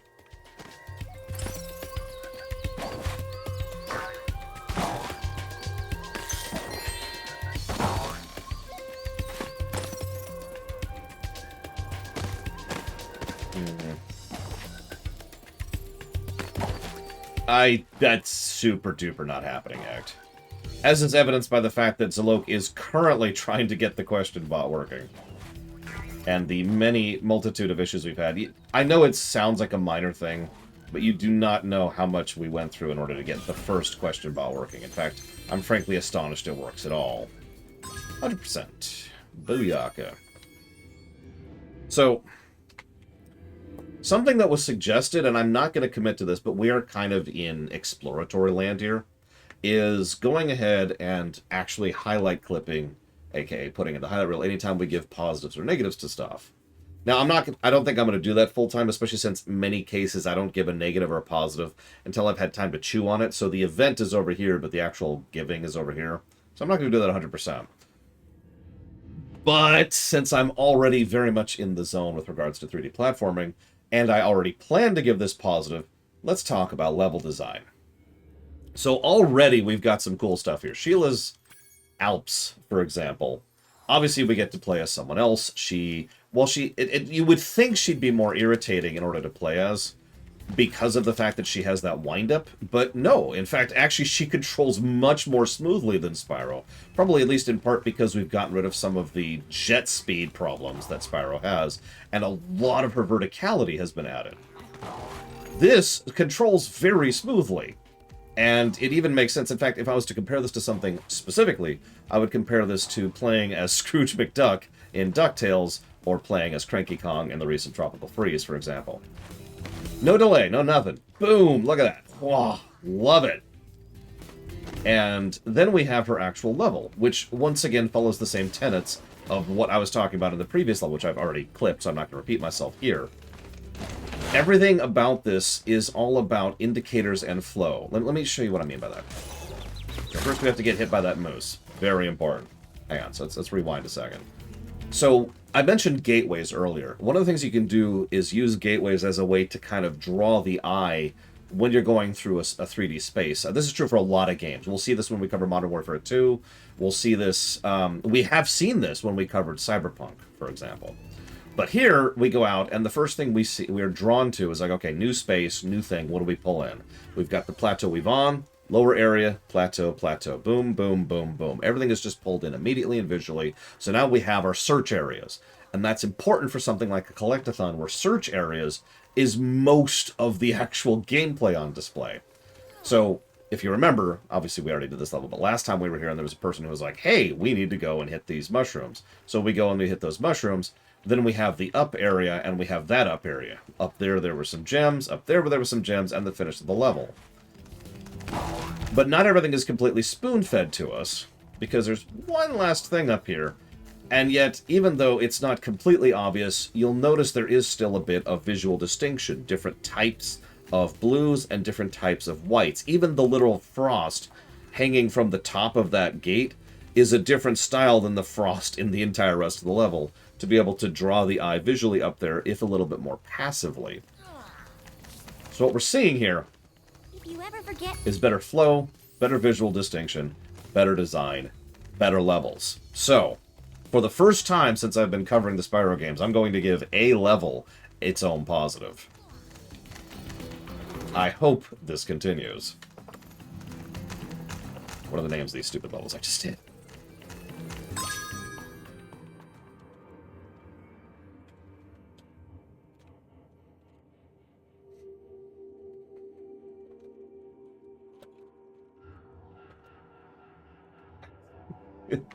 Yeah, better ingredients, better pizza. It's just obvious. What do you want from me? Oh! So far, the gem placement is the same, I'm gonna say. But at the same time, it feels less irritating. I think the reason the gem placement feels less irritating is because of everything else I talked about, because every other aspect of level design is better.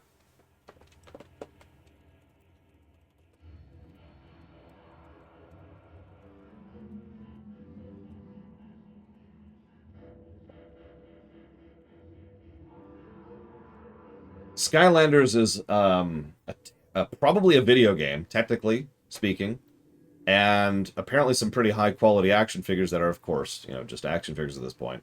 That's about all I got on Skylanders. Yeah, by the way, there's another person I'd be willing to sponsor. Little Caesars. Maybe. I'd have to probably do some research on that. It's the only chain pizza place that I actually like. Because, yeah, Echt is absolutely right. You want pizza, you buy local. I know several local places that are infinitely better. But if there's one chain that is usually good, it's Little Caesars.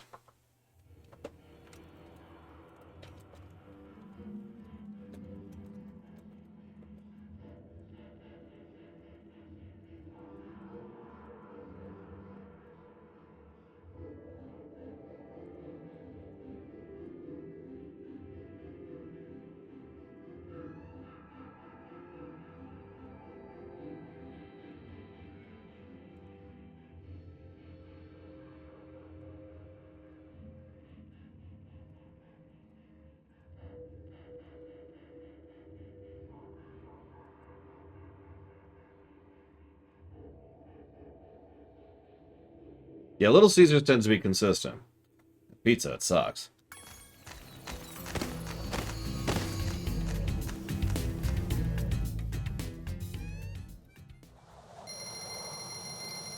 Also true, Linnea Ruth. I think I've mentioned this before. There's a local place around here that has deep dish, which is the best thing ever. It's the most amazing thing. It'll actually cure cancer every time you eat it. It's great. Not your cancer, just someone's cancer in the world.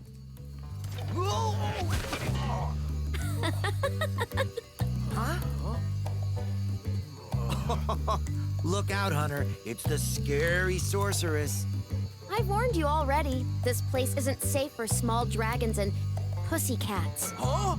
Thanks, but I think we can look after ourselves. Try looking after this.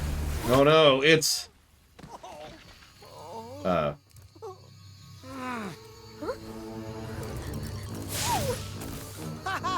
Come back when you finish witch school, okay? Say, is it just me, or is she kind of cute when she's angry?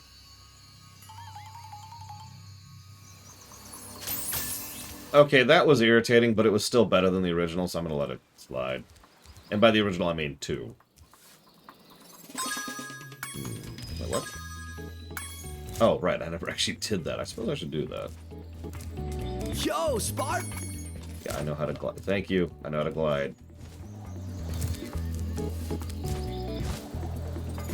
Did I already go over here? I did already go over here. Yeah, there's something approaching an actual narrative. It's weird. Yeah, we got rid of the fawn, and we kept the asshole. Oh, he gives me... Give me my egg! I saw something shiny in that cave over there. Let's go check it out. You can get there by hovering. Okay. Oh, I almost forgot. I found this egg.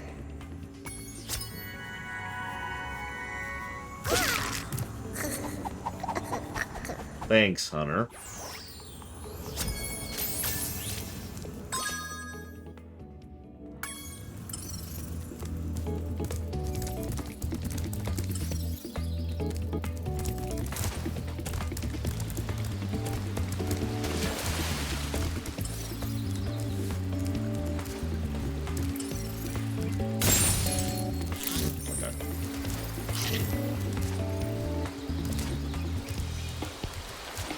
Which one's Alora?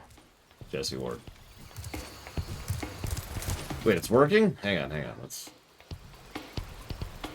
go over to Question Bot, which I've been kind of ignoring.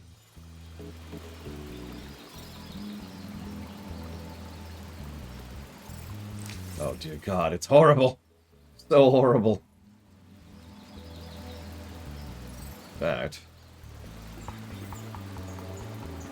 don't see a question from Evo. Oh, there it is. You were asking about the judicial system of the hegemony. I thought I answered that one. Oh, the fawn. The fawn fawns over.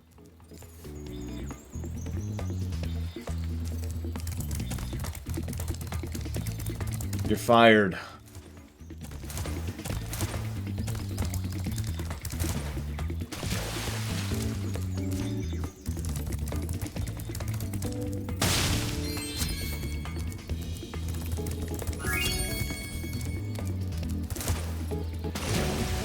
Whoa, there. Didn't need to go that far down.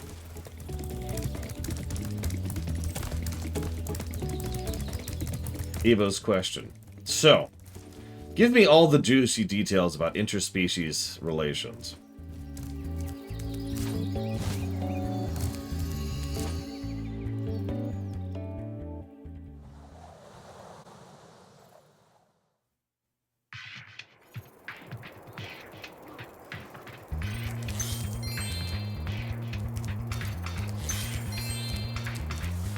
I mean, if you insist, Evo, just for you. Alright, hang on. Let's see if we can fix Question Bot on the fly here, shall we? Alright, so let's talk. It's time. Hang on, let me get my serious face on. Let's talk about sex, alright? Now, sex is between an octopus and a vacuum. When a vacuum really doesn't actually like that octopus, but is willing... I'm going to stop here. Okay, so... what am I looking for? Right, the Question Bot, which is over here. Yeah, we need the crossbreed. Let me get out the crossbreeding compatibility chart. That's a thing, by the way.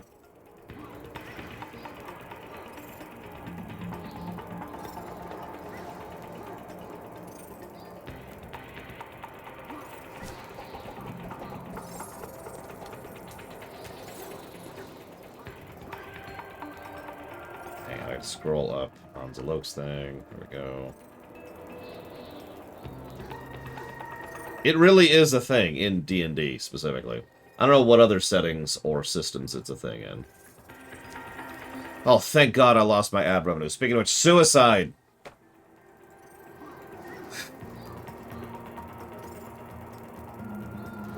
You want to know another reason I am not a YouTuber? Everything that Jesse Gender had to go through a couple weeks ago. If you know, you know, and if you don't, you don't.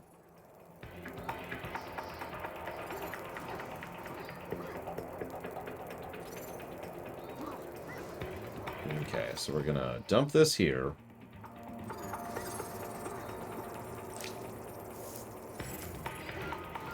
But I have to...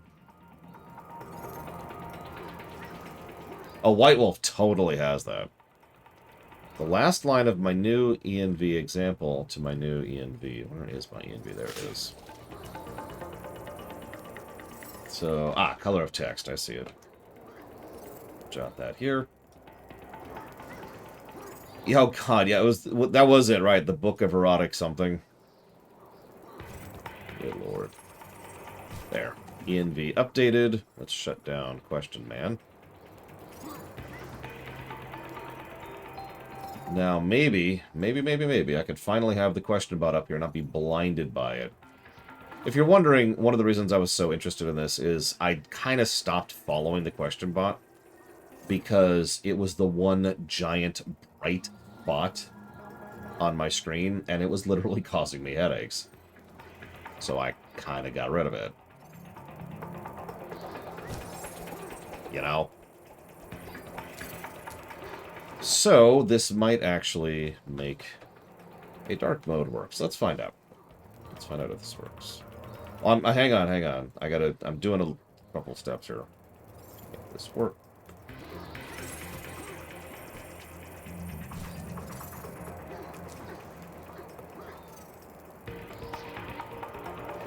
Obviously, I'm not trying to say that I'm dealing with that, Lunaruth. My point is that she... because of something that is absolutely no fault of her own, faced the very real possibility of losing her livelihood. That's not a story that's exclusive to her, nor exclusive to the reasons she was dealing with that, right? That's reality. That's what YouTubing is right now. I actually do not know a YouTuber personally who has not been trying to drift off of YouTube because of that.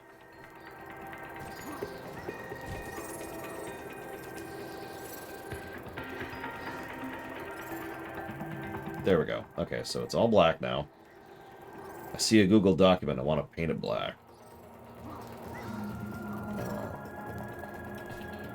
Let's do this really quick. Sorry it's taking me so long. Give me just a second.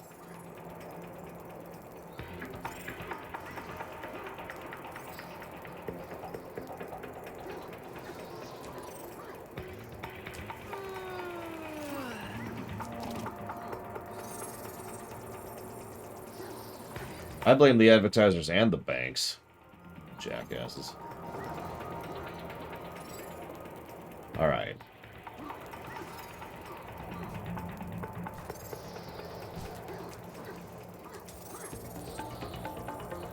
Give me a second, Actol.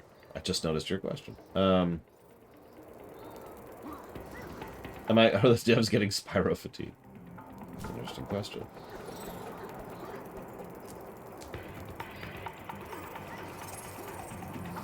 Do I think the issue of YouTube and Twitch not being enough to support creators is an issue that can be solved, or is the market oversaturated with people trying to become a YouTuber streamer? So the market is extremely oversaturated. There's a reason why that statistic exists, that it's like 0.01% of streamers make a living wage off of streaming, right? Which includes me, which always weirds me out a little bit. But the problem is, what we have is very, very, very much a logarithmic scale. There's the people who make a little bit, and then there's people who make a little, you know, something, like where I'm at. And then there's the people who make millions. And YouTube and Twitch are all focusing on this crowd. And this is very... I hate to say this because this sounds cliche, but this is very much the 1%, right? This is the 1% of streamers and YouTubers up here. And they are massively pushing for this group. So... all the support, all the backing, all of the resources, all of the I have an issue I need it dealt with. Anybody up here can personally reach out to YouTube or Twitch, and they will probably get a person responding to them relatively quickly. I'm down here. Can this be fixed? Nope. Anyway, so... I mean, it could be fixed, but it's not going to be fixed.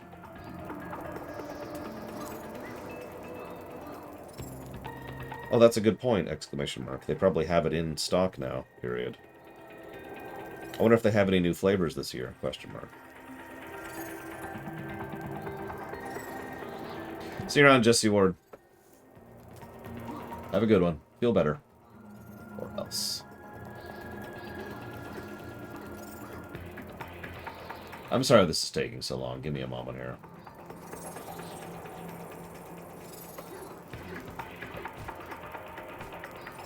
Question bot is not even up yet. I'm not ready for it yet.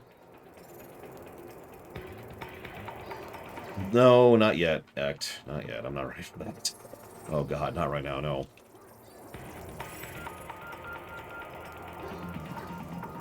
Okay, so someone go ahead and toss in a question.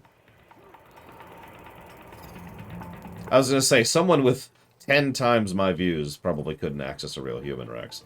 You need someone with closer to, honestly, probably about 1,000 times my views. Yes, that's 1,000 times my views, if you missed that.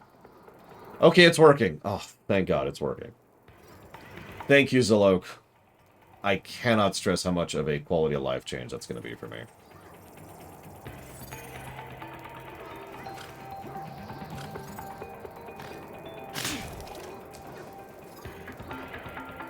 So now I can just leave question mark up there.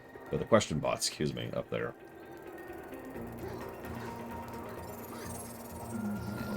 Let's get this stuff up. Okay, cool. Let's actually play the game. I mean, I've been a Twitch partner for like 9 years or something like that, Easel. I'm not exactly new to Twitch. The Rhinox have shut down our cloud generator, and I may never see a rainbow again. But rainbows are a lot... Okay, I'm not even going to question that. Ah!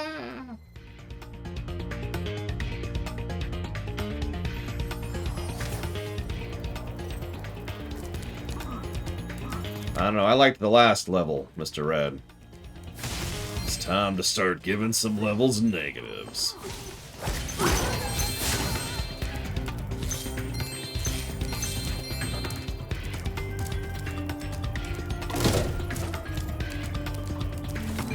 I mean, I'm curious how exactly you think a member of the Hegemony or any other organization is going to successfully ply away a judge. If my wings were big and strong like yours, I could easily glide across here. Yeah, I know, right? It's been argued left and right, mostly by financial people, financial geeks. The exact legal definition of the dynamic between, say, Twitch and streamers. But, one way or the other, it's not a healthy relationship.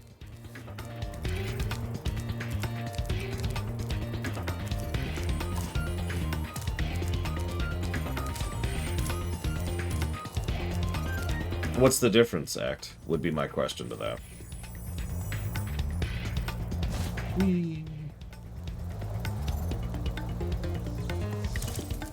It is extremely one-sided. There's actually a term for this kind of work, and I forget what it is right now, because it's some stupid legal term. But it boils down to, I make you money, and in return, you allow me to keep some of that money. And I know that sounds like an employee, but that's not, legally speaking. It's its own separate thing. Because employees have their own legal jurisdictions, and requirements, and definitions, which a streamer does not qualify for. The metal armor those enemies are wearing protects them from your dragon flame. If you hold down the charge button... Okay. Tutorial. No, it's actually separate than contractor. I'd have to look it up. It's some dumb name. You know how it is with legalese. They always use weird, dumb names you've never heard of before. Sounds like the Mafia. Anyways. I'm gonna Clip that one. Indentured servant. Point being, more quality of life changes? Yes. Could you have it give me, like, a neck massage when I'm having a headache from pressure and tensions a lot? That would be awesome. Please and thank you. I believe that'll be next Thursday, Korgoth. As in this coming Thursday.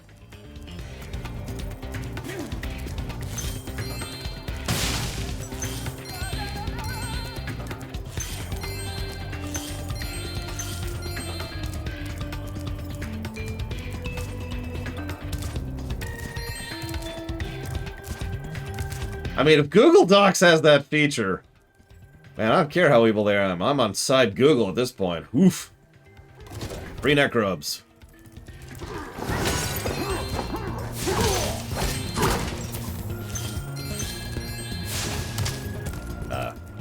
Egg. There you go.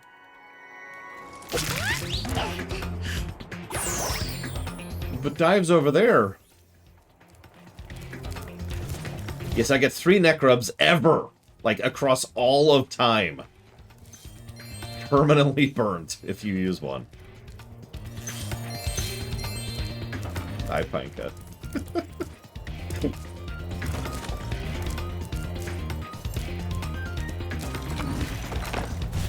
Okay. Do what I need to do. I need to hire Bragwin and be like, alright, Bragwin, listen, I got a job for you. And then separate from that, I'll be like, hey, could you give me an neck rub, please? Well, well, if it isn't my favorite dragon. The sorceress has put me in charge of guarding these bellows. However, I might look the other way if I was distracted. Counting gems. You are so much more obviously evil this time around. Last time you were on our side, you were just a dick. This time, you are literally working for the enemy. How did they make money bags worse? I like how the answer is sure, whatever, but I said I'd do this for Easel Games. What? No? What else are you going to do with all those gems? Buy flying lessons? That was a good one. You jackass! Oh, yes. Precious, precious gems. Well then, Spyro, you may now use the bellows anytime you wish. Best of luck on your little egg hunt. Thanks. Ah.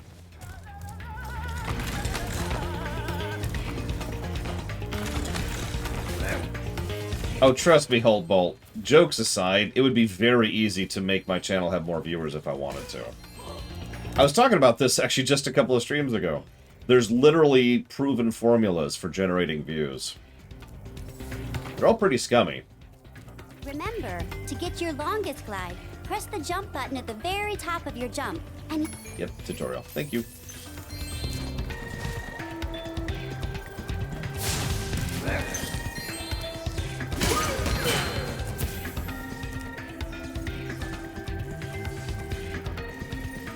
So I don't understand your question, Evo. Do you mind answering? I'm going to do one of those things where rather than answering your question because I don't understand it, I'm going to counter-answer. What possible reason could you think of for why a judge would work outside of the Empire?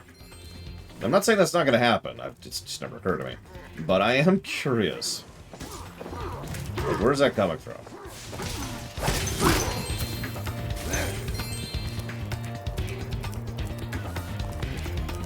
Spyro 3 is why Spyro 2 is not as good as you remembered.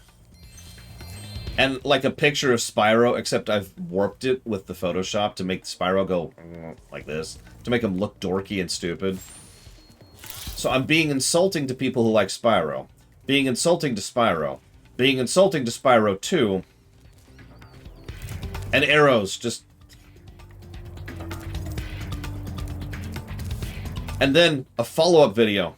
The real reason people like Spyro 2. And what I'd do is I would... Damn it, Evo. And Warp Corp. I would have... This would work. This would work. What was the name of the fawn back in Spyro 2? Grab a snapshot of her in a completely innocent pose, but post it in just a certain way, like so she's kind of looking over her shoulder like this with a smile, and then put a black, like, censorship box over it, strategically, so it looks like she's doing some big, risque, sexy thing. And then title that video, The Real Reason You Liked Spyro 2. It would work. It would work. That's why I don't do that crap. Oh, you activated the bellows. Maybe I can get the cloud generator working again.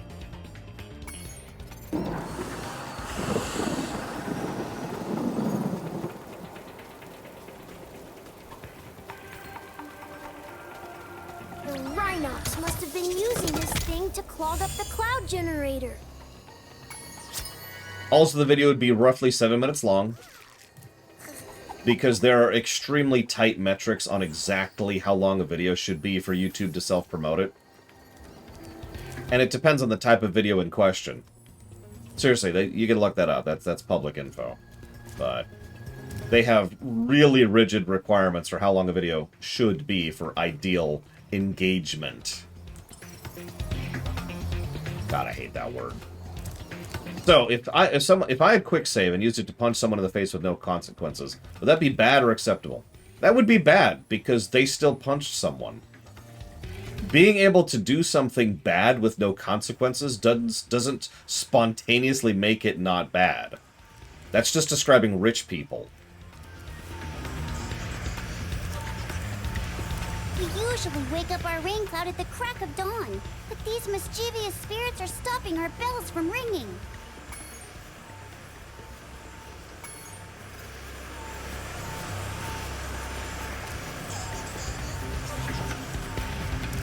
Yeah, they hate stream VODs. Especially when I don't allow ads to be played on my stream VODs every 15 minutes. Which is how often they would do that if I allowed that to happen, by the way.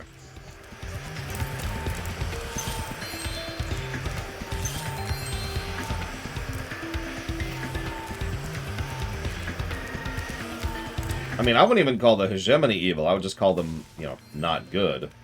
More typical might be another word. Yeah, there's always thieves. Every time I think, it's a good Spyro game, the thieves show up.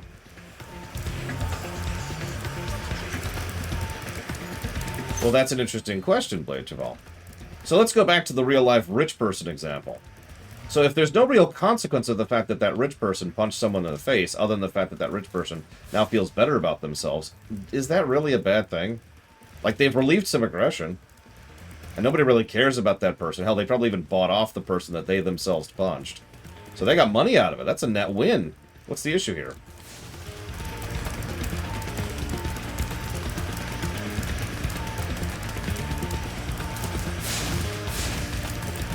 I hate this with every fiber of my being.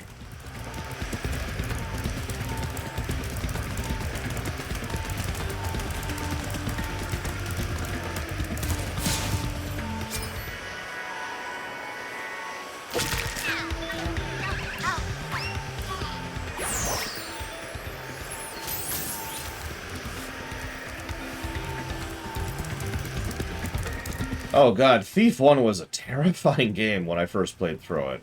Just because of that frickin' atmosphere. Like, not in a bad way, but I had trouble getting through that game. I've never played Thief 2. Or if I have no memory of it. I might have done a room on it. Not sure about that. Alright, I gotta do it.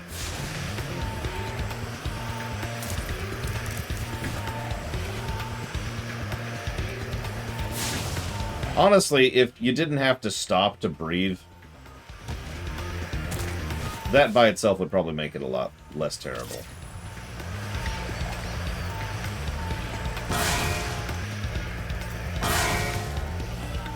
Naturally, the best way to take care of flame ghosts in a way to ring the bell is to shoot the flame ghosts with fire and not the bell.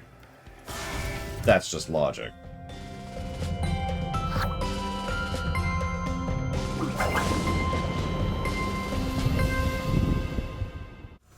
Do you want this doodad? It fell out of the belfry. So you had dragons in the belfry. No, exactly, Blade Terrell. So, what that question really boils down to is, does it matter what you do alone in the dark? That's what that boils down to, Blade Terrell. And in real-life terms, there's quite a few situations in which things similar to that have happened because no consequences. Oh, sure, you still actually punched the person, so that sucks and all. But really, nobody cares. And it's not like the person who punched you is going to suffer any consequences for said punch. So what's the difference, really? Either way, I stand by my answer firmly. I've already said all I have to say about that.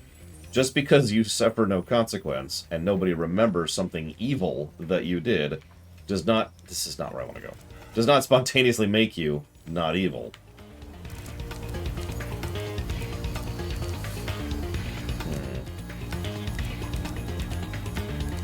We're still going for 100% at the moment.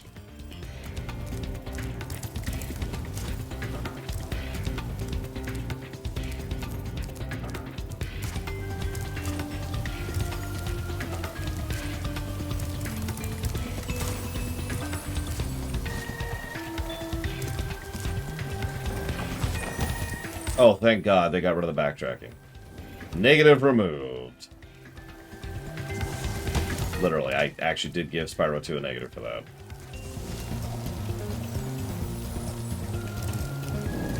I mean, there is a difference, Blade Terval. I just don't think that difference matters. That's my take on that. You have done evil. The end. That's it. That's the end of that sentence. You did something bad. Shagumbaga.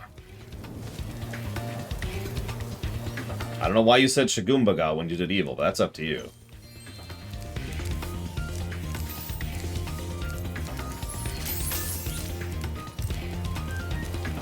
Ultimately, in my experience, whether or not anybody gives a damn about the alone in the dark question is entirely up to the individual, which is why I'm not really placing any judgment here.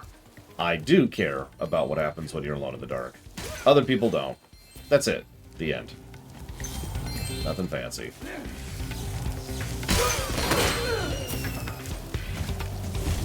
I will never join Kaisar's Legion and Fallout New Vegas, good example, act, because that would be horrifically evil, and I can't bring myself to do that. It doesn't matter. There would be no consequences of that choice. No one is harmed by doing that. But I'm still not going to do that, because that's just where I sit on that particular thing. That's all.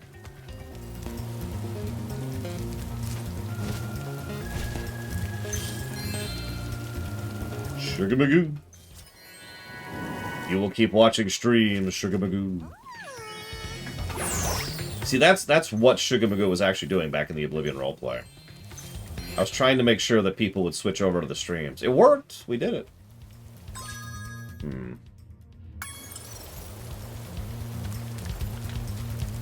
Have I been in there? I feel like I've been in there.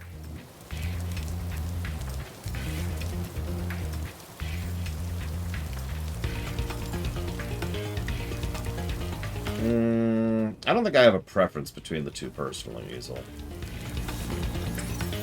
He says to go that way, so we're gonna go that way.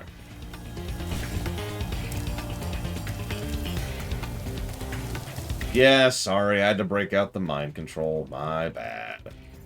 My bad. But I mean, I used the mind control in a way that made you happier. So it's not evil, right? I mean, there's no consequences for it. Nobody knows I did it.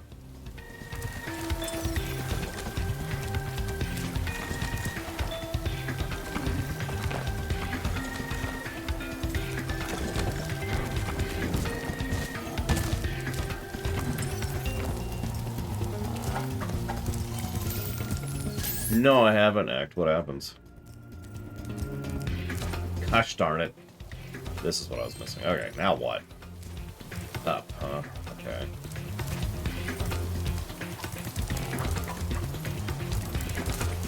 See, that's because I let you think you broke the mind control, Geludo, but really, what actually happened is Geludo became my #1 agent. For Manchurian. It says up? Really? What did I miss up here?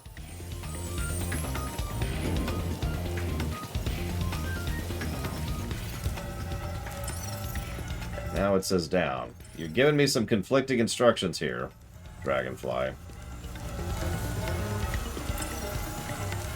Alright, well, what's that say? That says plant the sun seeds. That's definitely not up here. And now it's pointing back up. Yeah, okay, screw you. Alright. I'm missing a bunch of gems, too. Well, let's see what we got.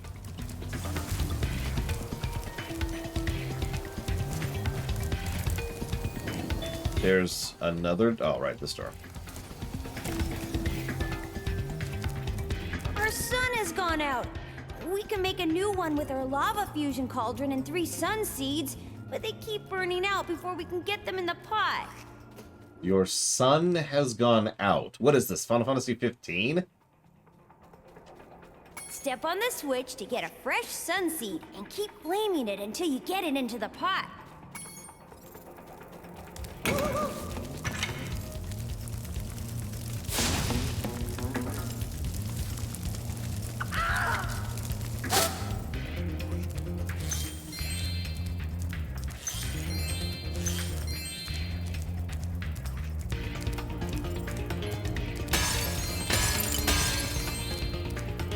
God, I probably did, Easel. I'm never going to stop making fun of FF15 for the fact that their sun went away for a decade and they were all fine. It's okay, they had electricity to survive not having the sun.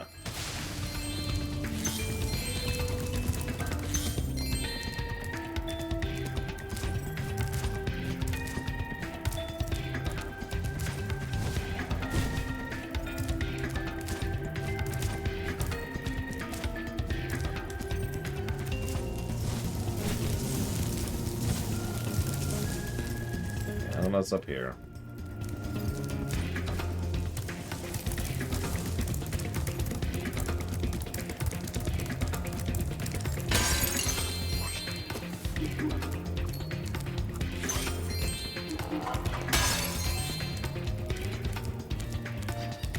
Listen, it's fine, Geludo, it's fine.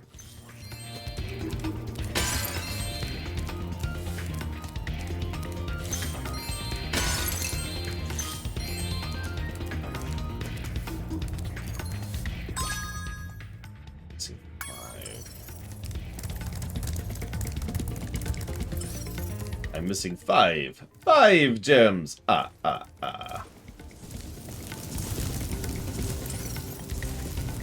Sure, this way now.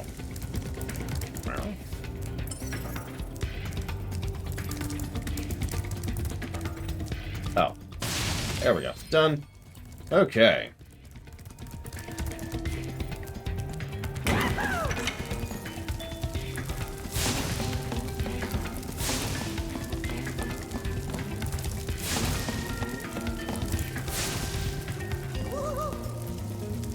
They seem to like it. Yeah, what's a day-night cycle? Circadian rhythms? What? I don't know.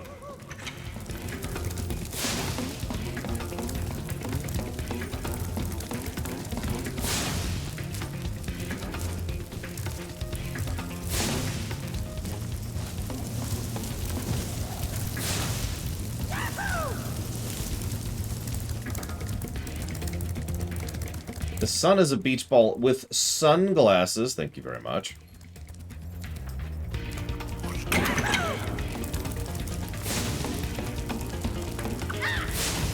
Oh, wow. He's gonna start fading immediately, isn't he? Yep. Second he gets there. Oh, look at that. Wow.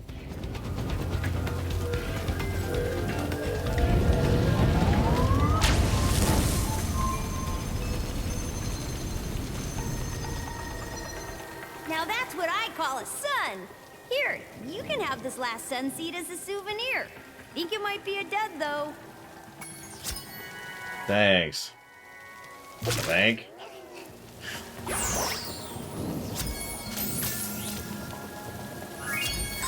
$100% down the row.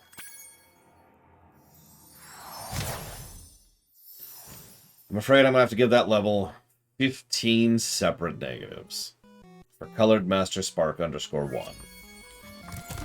See, Colored Master Spark _1 was like, you know, I bet since Lore Runner contains one of the letters from IGN, I can actually start paying for reviews, just like IGN gets paid for reviews, you know? And he was absolutely right. Or she, or they. Completely right. I will absolutely take money to give false reviews. Head On is the best game I have ever played.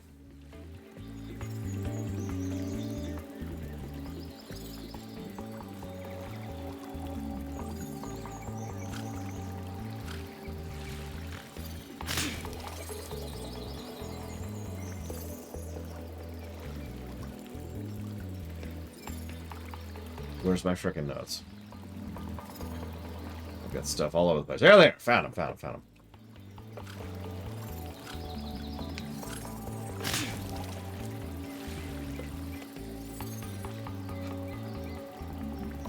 Oh, it's being weird. That's why. Well, thank you, Colored Master Spark, very, very much.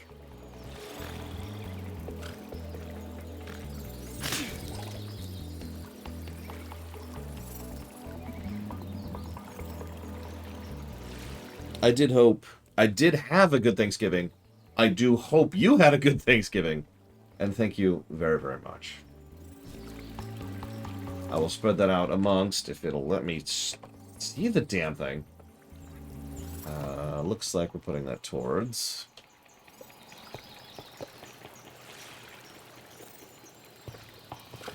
Jack 2 and Ninja Gaiden. I assume you mean the Ninja Gaiden that's on the list and not the one that's part of the NES block. Just to be very clear about that.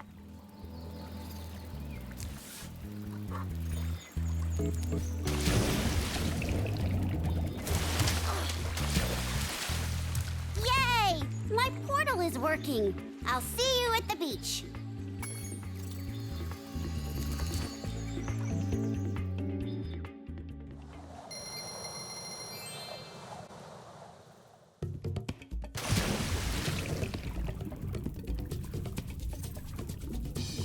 I'm actually going to leave really quick. Since we don't have those intro-outro things, we can go back to the Spyro 1 method. Sigma, that's the one. Thank you again. Unfortunately, I'm all out of Thanksgiving leftovers. Mostly because it was a large gathering, and I always feel guilty taking too much, if that makes any sense. So, I usually don't take when leftovers are offered. So in this case, I only took one single plate of leftovers, and that's it. At last, my portal is working again. Come visit me at the Tiki Lodge. Sure. I did briefly G-Juice, and then people kept looking at me weird, which made my friends uncomfortable. So I decided to switch back to just wearing plain old button-downs.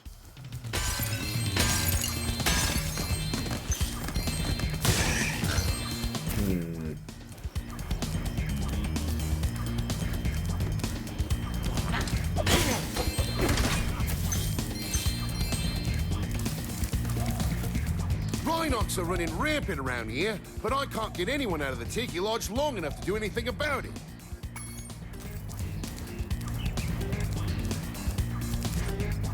Well, that was also back in Kansas, where people are judgmental assholes, so... probably related. Remember me telling that story recently? About the dude who thought I was, like, trying to steal from him or grift from him or something? Because of the fact that, you know, I was offering for him to go ahead of me in line. Yeah, that's where I lived back then.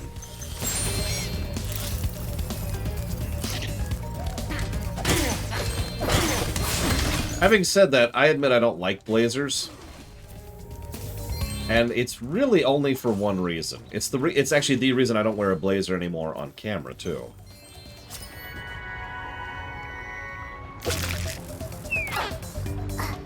I mean, considering that happened to me like 3 times, heck, that makes sense.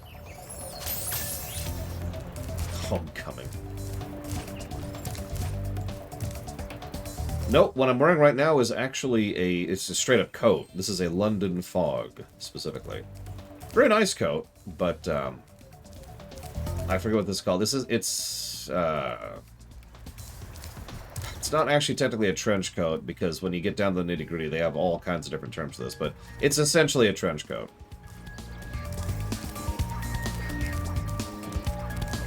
Why do you wear this? Well, one big reason. Be sure to keep your friend Sparks the Dragonfly healthy, Spyro. That's why, because I need to keep Sparks happy. No, the reason why is because of the fact that it has all of the benefits of a blazer with none of the detriments. The biggest detriment, of course, being those goddamn shoulder pads. I hate the shoulders on blazers. And I spent a while trying to find a blazer that wasn't that bad. In fact, some of you probably remember way back, I actually went to a place which sells nothing but blazers for men and women. It's a big old warehouse place with my sister. And I have documented evidence of this because on my Twitter, or maybe on her Twitter, we posted a picture of me wearing this giant sequin purple thing of Doom. It was awesome, but no.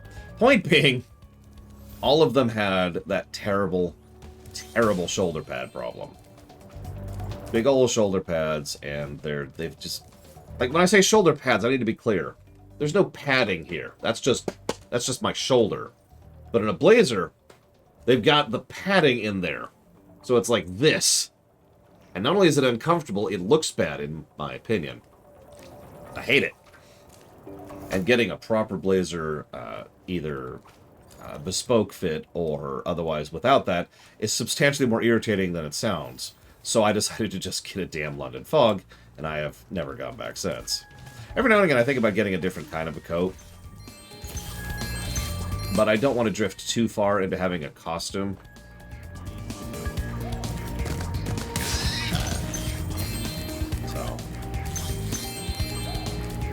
Plus, I've never really found another coat I really like. I've talked about this before. I'm very critical of men's fashion. Because in real life, men's fashion isn't. There's very, very, very, very little variety or style or design to male fashion in the modern era, and has been for about a century, I want to say, at this point. Yeah, it sucks. They were giving them away at the Tiki Lodge last night. They were giving away drag... Okay.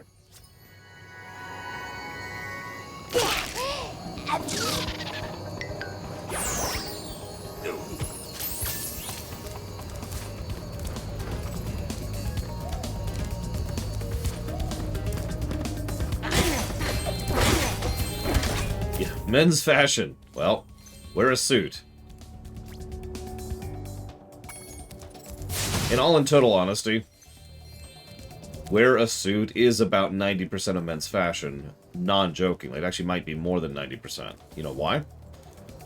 Because there's, what is it? There's like professional, and then there's business casual, and then there's casual. And there's like a fourth one I can never remember the term for, because I don't know my terminology at all. But the point is, all of these are just different gradients of wearing a suit. I'm dead serious about that. Every single one of those is just wearing a different amount or style of suit.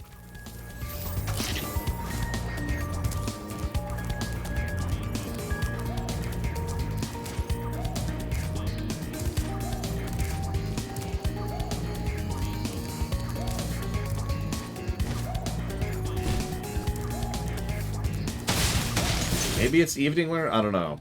I don't remember. It's been a while since I've actually looked into it, and I'm never good with terminology.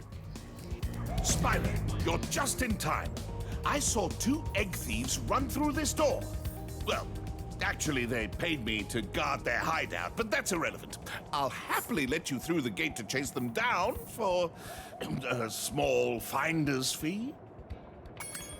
Very well, Spyro. It's up to you. Maybe if we both just hold hands and think happy thoughts, the thieves will decide to return the eggs themselves.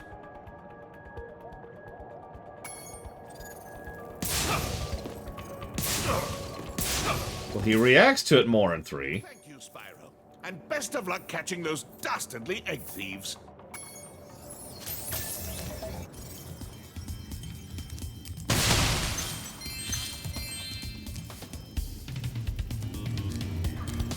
Are you the dragon looking for all those eggs? Because I saw a shifty-looking character with one over there.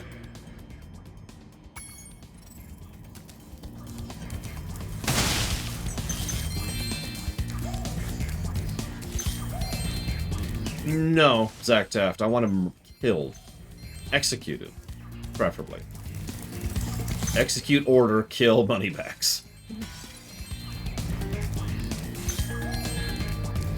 I've got it. Execute order 5-5.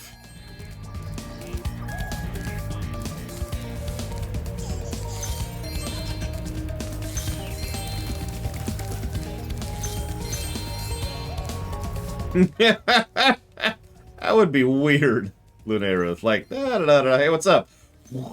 And they're just like, hi, how are things going? No reaction. No reaction, just, yep. Continuing on with the conversation. Ah, the life of an NPC.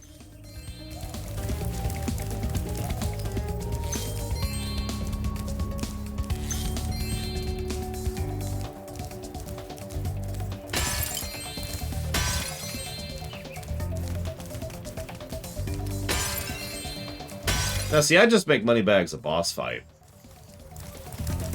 You can give me gems, or we can wrestle for it, like the good old days. And he throws gems at you. He's got a money bomb, which distracts you for a moment, like it's a stun, because you're going, ah, gems. Of course, there's the shrapnel grenade, which is all gems.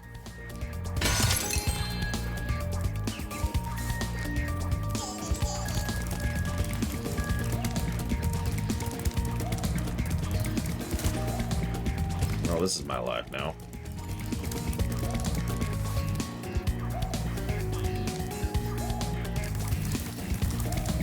Naturally, we're going to immediately give up. Go run into this instead. And get nothing out of it. Sweet. It's still this money bomb. Ugh.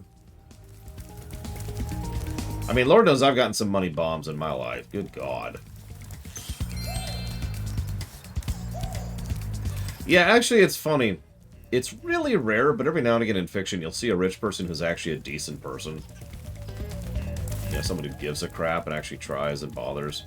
And it's funny that we have MLP to thank for probably one of the examples of that. With someone whose name is Filthy Rich.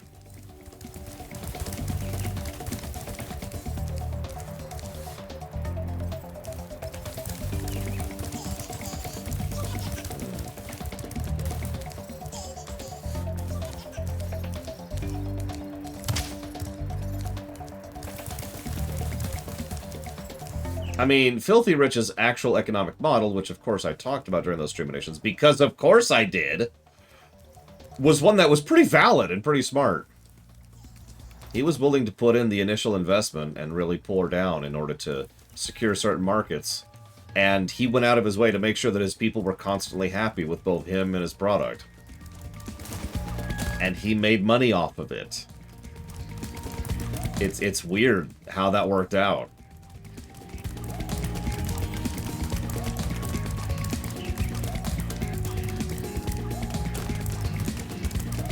I was gonna say, I feel like I need a stash power-up, because I am not catching this dude. Oh, maybe I am. Hang on. Ah, I hate that you have to stop to do that. And of course, you lose time, because you stopped.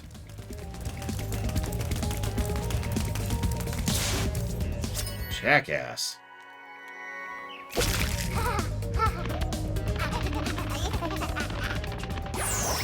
I actually agree with that, Kenton. There goes another one. He was really fast. Maybe if I activate the supercharge, you'll be able to catch him. Okay. Ready for the supercharge. Let's do it. Leroy! There's even dragon eggs involved.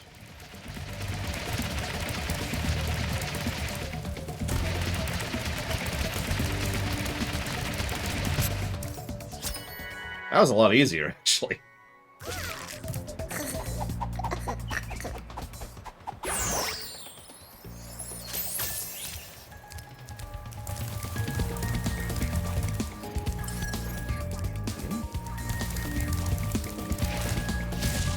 Oh yeah, now I need to get that. Okay.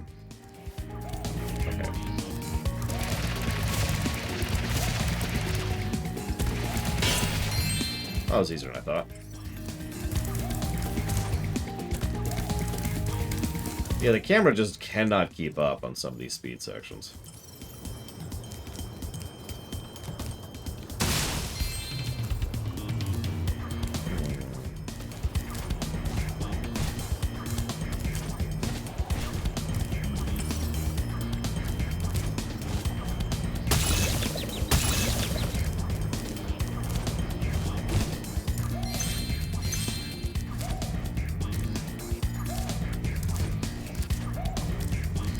Yeah, I know, but I am not aware of having hit a door yet.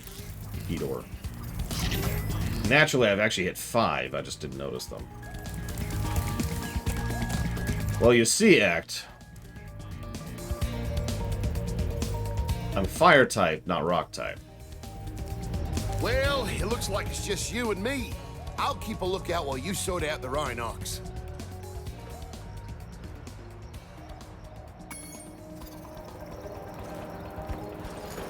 Well, it looks like it's...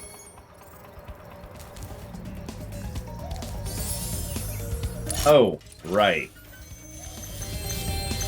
Key chests. That's the thing that exists. That I know about. Wink. So, you're asked, how do you know how much health you have? Do you see the dragonfly? It's green right now, which... I actually don't remember which color is which. But I believe that means I have 1 health right now. That is to say, 2 health. I believe blue is 1, so... Technically, it's 0 health. It's like Mario, right? There's small Mario, big Mario. So, 0 health is no dragonfly whatsoever. 1 health is green, 2 health is blue, 3 health is yellow, I think. I'm not sure of the exact colors, but that's how you know the color of the dragonfly. All I know is yellow is good. Yeah, that's what I figured.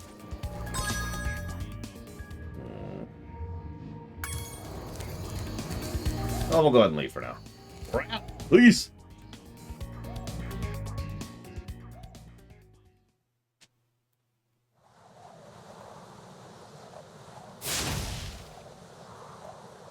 I mean, they probably get offers of work. As usual, I've never thought about that, Evo. I haven't... I feel like I've already answered this. Twice, even. But, to reiterate, it might be an interesting idea to someday explore the idea of a judge that's outside of the Empire. But you have to understand, any judge going outside the Empire is putting themselves in legitimately terrible danger. That's, on them, technically. Obviously, they could do that. But a judge is a strategic weapon of ridiculous value.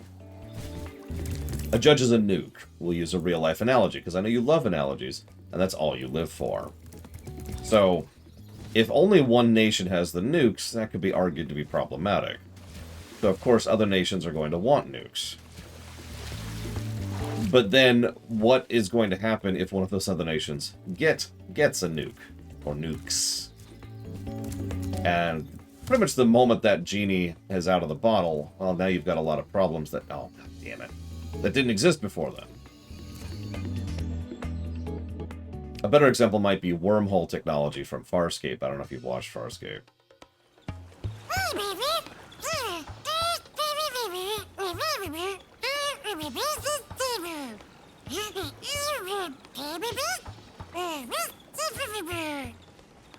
Okay, I appreciate that the voice actor actually bothered to do bzz per word instead of just making random noises. So they actually are saying the lines.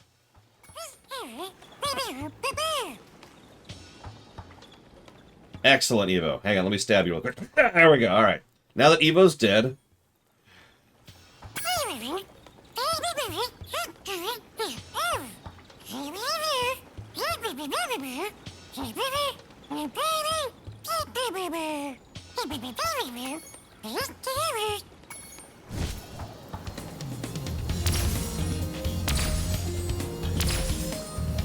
A judge is a weapon, period. In the same way that a mage is actually a weapon. It would be the exact same equation. So let's use a made-up example. Because I love analogies, and I can't talk without analogies. You're never going to convince me to stop. So, let's say that in real life, Evo, you have the ability to perfectly heal someone of almost anything. Like, maybe not something like death, but if they have turbo cancer, or if they have leukemia, or COVID, or frickin' the Ebola virus, you have the ability to snap your fingers and instantly cure them. Congratulations, you are now a national resource. You are something that nations and corporations and people will fight and kill and die over. So, have fun. Interesting. So did you catch that? Rather than each thing giving us a bonus time, we just had a static amount of time.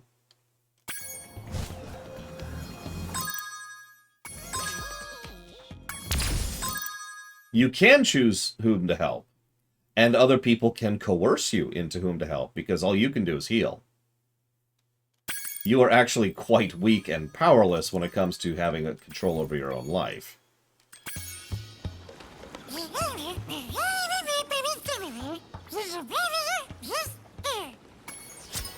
Yay!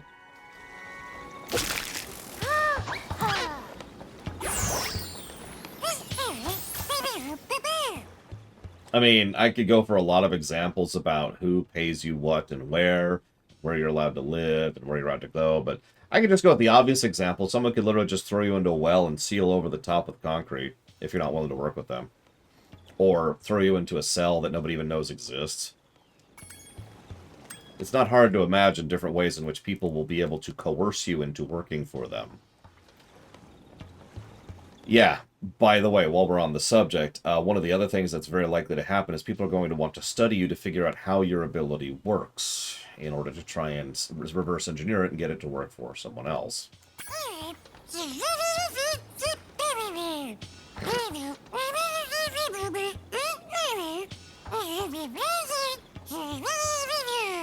Okay.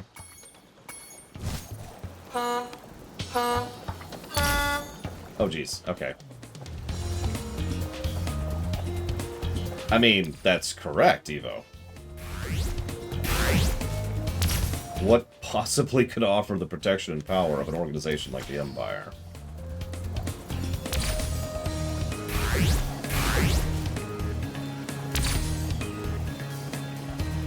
Nevertheless, like I said, it's an idea I'm still tossing around, but as with so many ideas you like to invent, Evo, it's not something I could just do.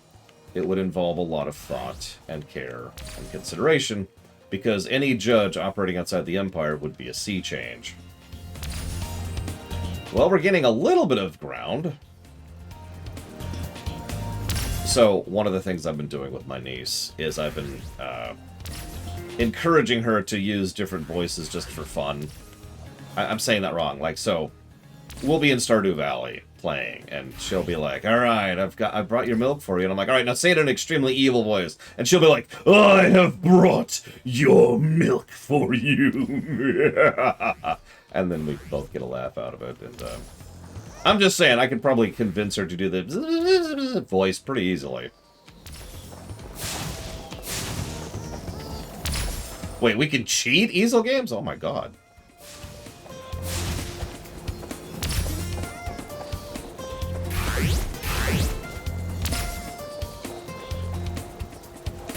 Cheat mode engaged.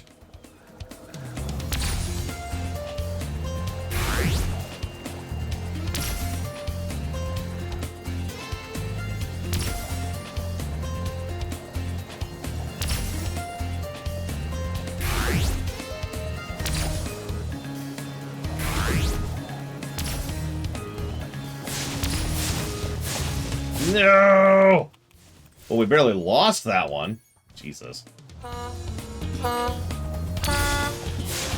Yeah, I should have just gone with the GTA approach. How do you win a race? Immediately get out of your car and shoot the rest of the contestants. I forget which GTA game that works in, but it is a proven method. They actually had to later code it in so if you leave your car, you either instantly or very rapidly lose the race. It's like, you have 5 seconds to get back in the car. Now, if they do the 5 seconds thing, you can still actually kill your competitors, you just have to do it very quickly. Of course I've done that, are you kidding me? Why wouldn't I kill my competitors? They were in the way!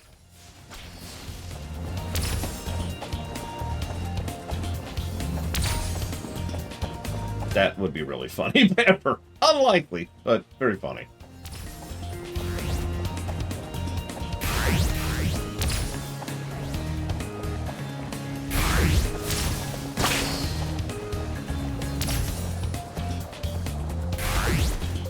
Listen, the whole point of competition is to kill the competitor as quickly and effortlessly as possible.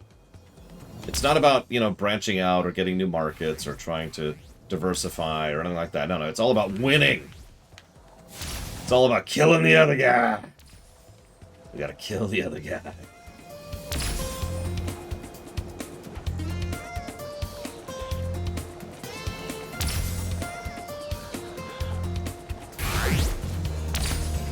I am nowhere near that person. I didn't know there were Korean instant noodles.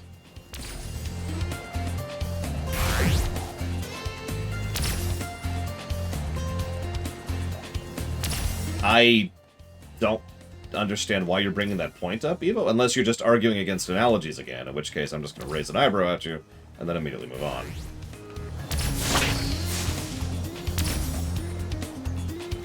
Listen, those are fast butterflies, okay?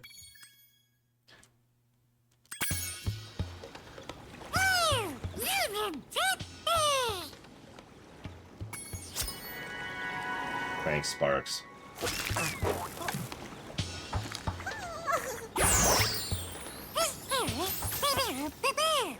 So I like to, you know, clip positives. I feel like I've already justified the positive here.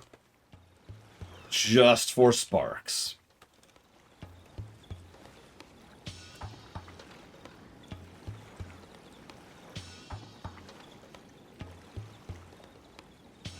Because that voice acting was awesome. Alright, so.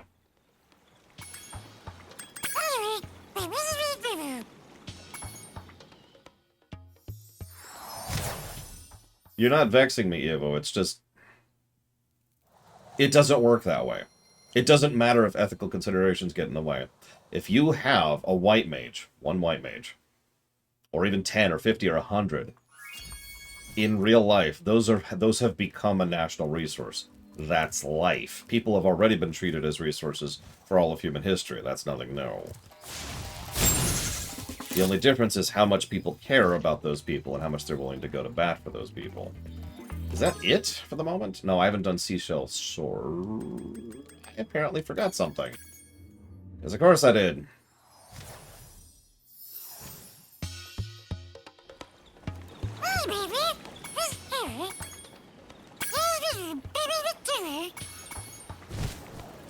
Alright, where are you, jackass?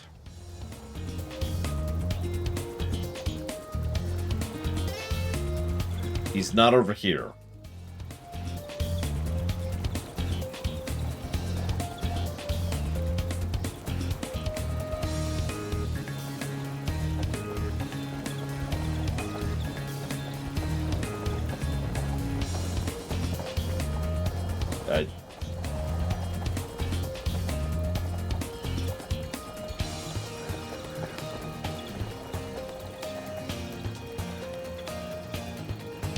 There he is. Hey, jackass. A bunch bunch of sheep and flying saucers just came out of nowhere and started blasting up the race course.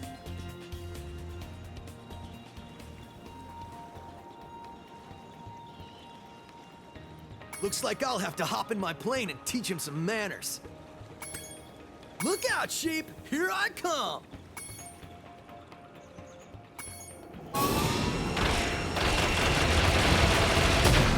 And we're dead.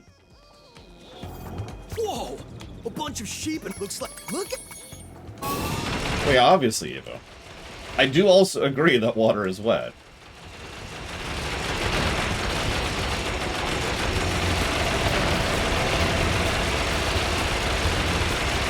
Well, at least I actually have a machine gun this time. Also, Hunter has a plane.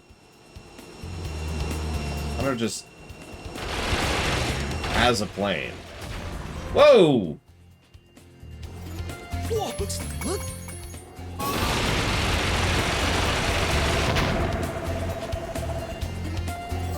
Whoa! Look!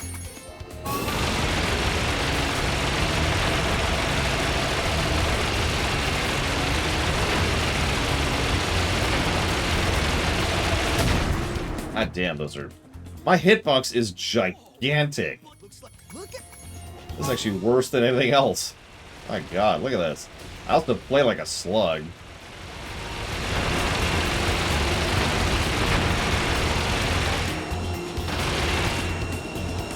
Ugh. The worst part is, because of how huge I am, it's actually hard to see when something's gonna hit me. Whoa! Look!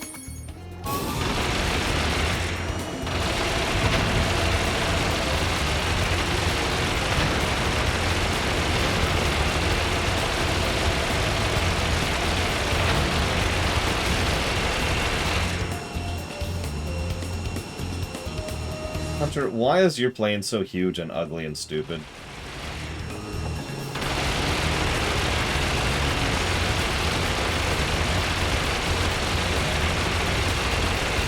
Well, what's the last one?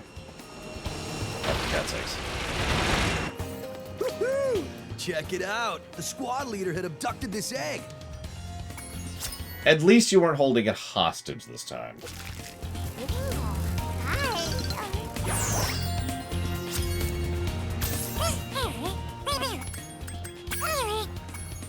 Okay, sorry. So, now that we're actually done with that.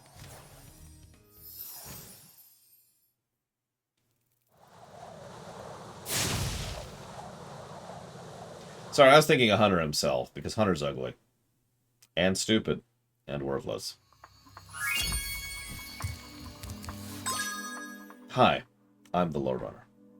Hunter is ugly, stupid, and worthless.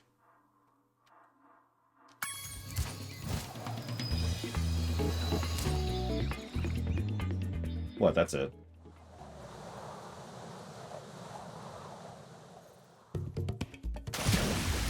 Alright. While I was gone, my friends borrowed the Rhinox submarine. Then they took it for a joyride. And then they smashed it into a big pile of rocks. Oddly enough, the Rhinox failed to see the humor in their actions and stuffed my friends in the jail cell behind you. Uh-huh. And there they can rot for all eternity.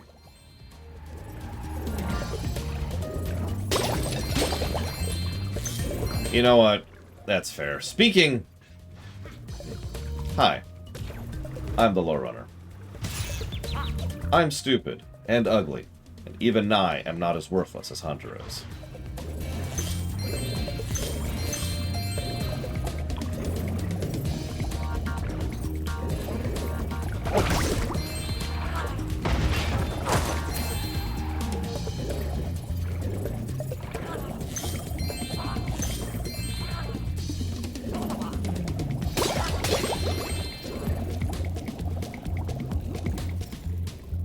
Why are the ducks... You know what, I don't even care.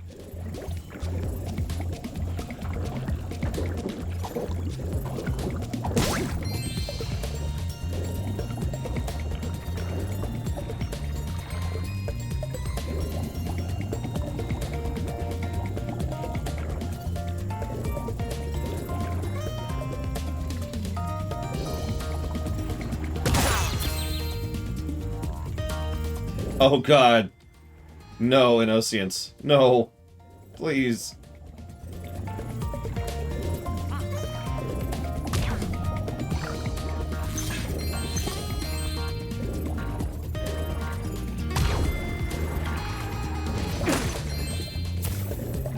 Anyway, sorry, I never actually finished answering it, Evo. So here's my thought. Obviously, there would be no institutionalized judges outside of the Empire, because there's no system in place for such a thing, right? However, I like the idea of maybe doing a one-off story every now and again about one judge who decided to branch out, you know? And, like, that's the story, is about the tale of that judge. What they have to deal with, how they work with whomever, etc., etc.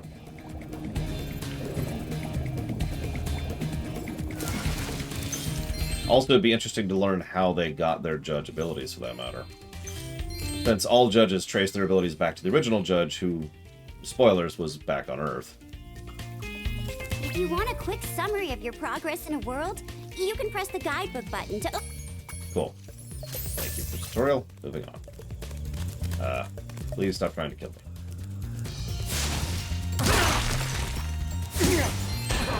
Thank you.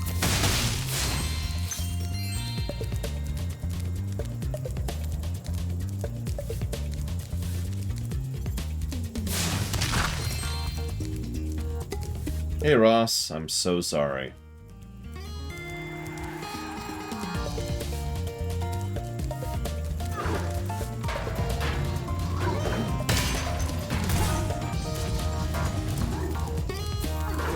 How heavy are those things? I mean, who wouldn't want to copy Solid Snake's Act?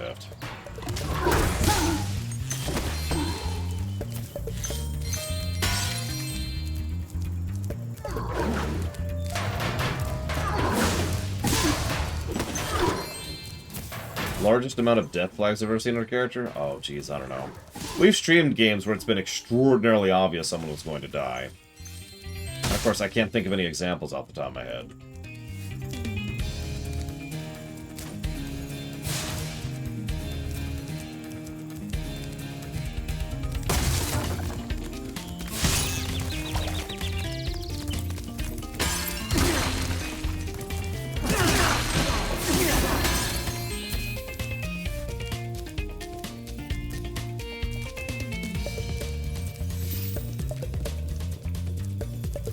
Yeah. Actually, you know what? Fire Emblem 3 Heroes, our parent, our dad. That man was just coated in death flags. Just decorating his hair with them.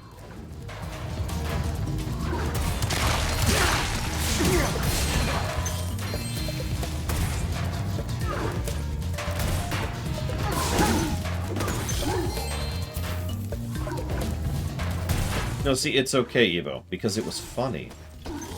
It was so funny. He murdered his friend, and then laughed about it. We all went home and laughed about it. Twice!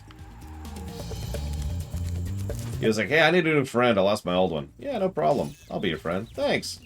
Murder, murder, murder. Favorite Christmas film?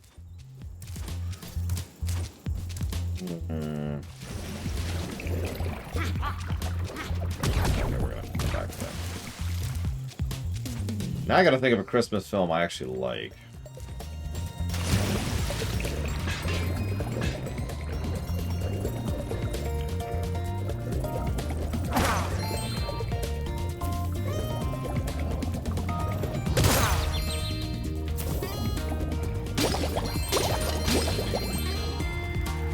I'm gonna get some flack for this, but Jingle All the Way.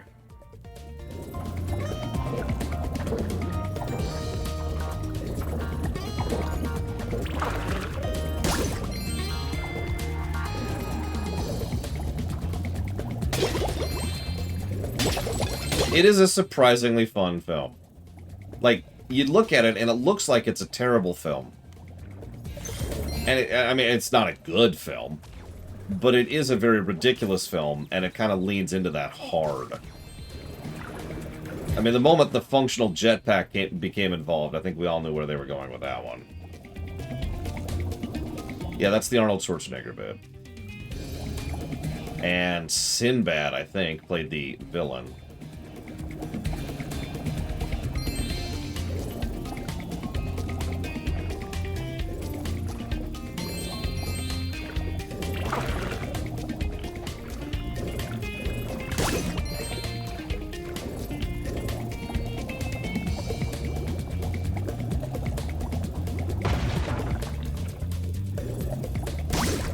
My plan worked.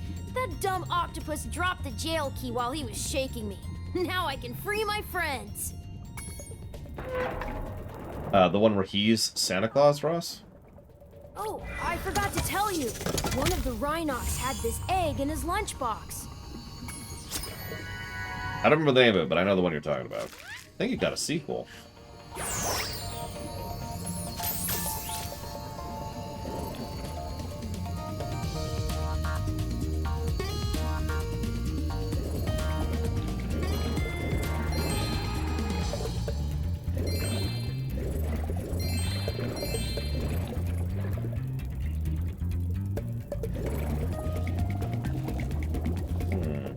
I thought the Santa Claus was the legal battle one, where Santa is taken to court.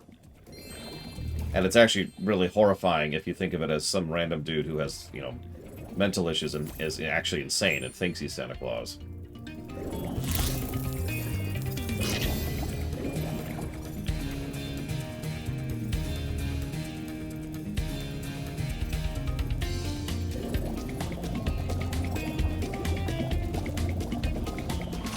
Used to have a dragon egg for you, but instead I used it to test our ultra-high-speed superfluidity tunnel. The good news is that it made it to the end of the tunnel without a scratch. The bad news is that there's no way to get it back out now. The tunnel is chock full of Rhinox and floating mines. The only way to retrieve that egg is to defeat every single Rhinox in the tunnel. That's a very oddly specific design, but okay.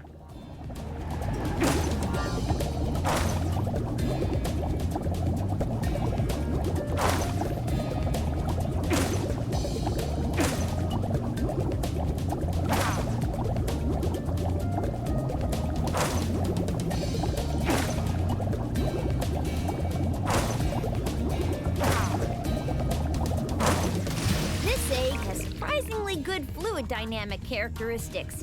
From now on, all of our submarines will be egg-shaped. Oh yeah, by the way, Night Before Christmas is a Christmas film. 100%. And Home Alone is not.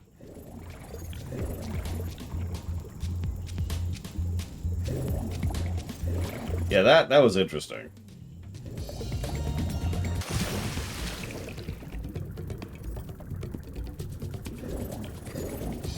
So, a Christmas film is a specific style of film which has several requirements to it, but I'll ignore all the nitty-gritties and the specifics because there's only one thing that really matters. It has to be primarily thematically connected to Christmas. Home Alone, if you set it at any other point in the year, for any other reason whatsoever, would change nothing about the film at all. If they were going off on a random holiday, which didn't even coincide with an existing holiday, it just was happening in July, it would change nothing. Home Alone was set during Christmas in order to try and drum up sales for the film itself. It was literally tacked onto the script. It's also why Die Hard is not a Christmas film, because Die Hard has absolutely nothing to do with Christmas. Memes aside.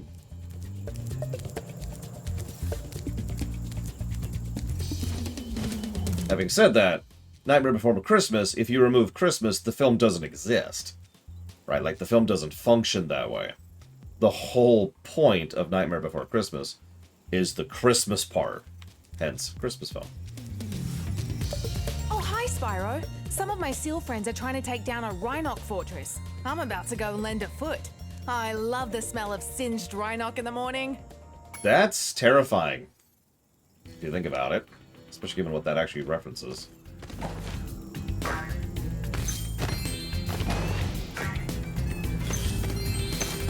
Ironically, I would agree with that, Ross. Although I've only seen Home Alone 2 once.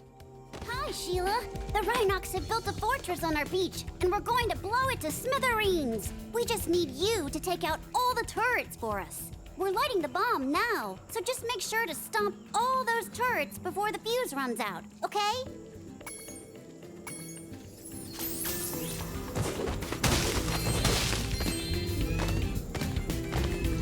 Okay.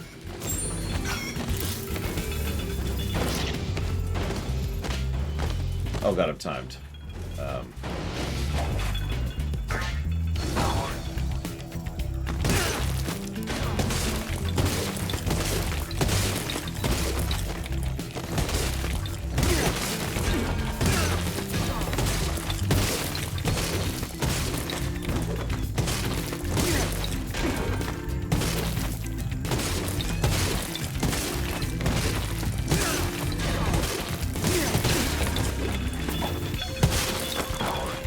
I mean, ultimately, I don't think the distinction even really matters, Blades of All.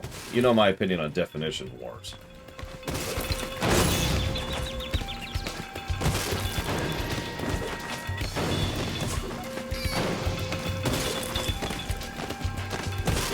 Like, if you looked at me and said, "Lore, Die Hard is a Christmas film," I'd be like, "No, it isn't." And you'd say, "But it is." And I'd be like, "Okay." And that would pretty much be the end of that conversation.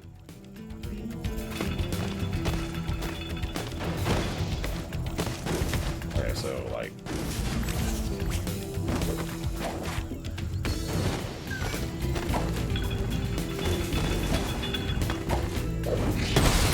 There we go. Oh, thank God they're dead. Ow! Not really smart. Ready to try stuff? Yippee! Well, she controls completely different. Like, literally completely differently. I'm not sure it's possible for her to control more differently. I'm not actually joking about that.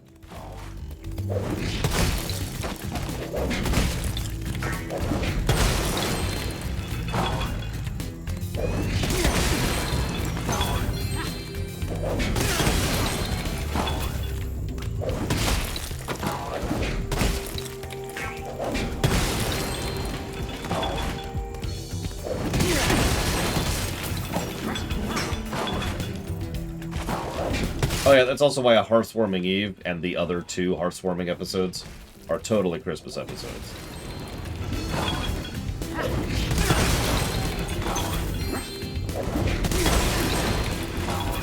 Despite Christmas not existing in that setting.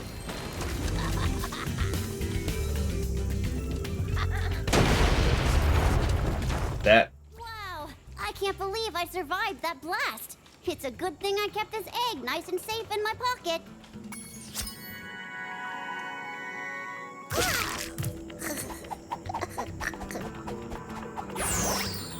So, best totally not Christmas holiday in fiction. Because, I'm glad you made the exception, because Hearthwarming Eve totally wins that by a mile. Unfortunately, I think I'm going to be really boring and just go with whatever it's called in WoW. I actually don't remember off the top of my head. Like, there's a story and history and lore behind it that has nothing to do with Christmas. Like, it is a holiday that celebrates certain events that happened in Warcraft history. Kind of like how Halloween in Warcraft is actually just the celebration of the Forsaken being freed from the Lich King. Yeah, something. Winter Veil, that's what it was called. By memory, it's a fairly typical solstice thing, although that we've also got the current holiday, which is the Thanksgiving one, which is also related to that. But, you know, that's kind of how that works when you have society. Why do Alliance celebrate the Halloween thing? So in lore, if you're an Alliance player, you are fighting back against the Forsaken and their rotten holiday, and you're trying to ruin their holiday. I'm not joking, read the quests sometime. As an Alliance player, you are going to screw with the Forsaken. You can hover to get more distance when gliding.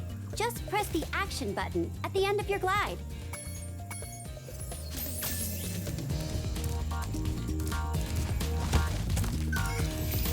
Yep, the Alliance are the good guys. You can tell because they're wearing blue.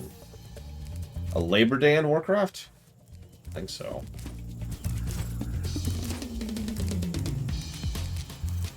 There's a lot of micro holidays they added recently, but most of those don't have much lore to them, so I kind of tend to discount those.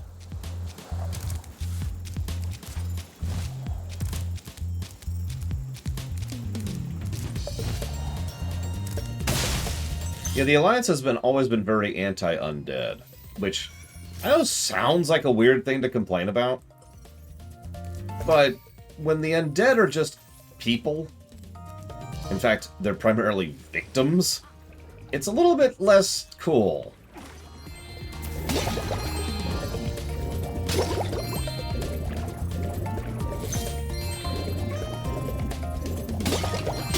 Oh yeah, by the way. You know, one of the ways I know in which... So, I've pointed out like 5 or 6 ways that we know Dragonflight is going very hard and trying to be like, no, no, no, no, this is new WoW. This is not old WoW. We're done with the old WoW. We're into the new WoW now. And I've talked about several ways they've done that. So, if you happen to do the launch event, the first quest you get, during the dialogue of the quest, on both sides they say, are we sure the other side isn't going to cause issues? And they're like, don't worry. The peace treaty holds. There will be no factional conflict this time around. That's in the first quest.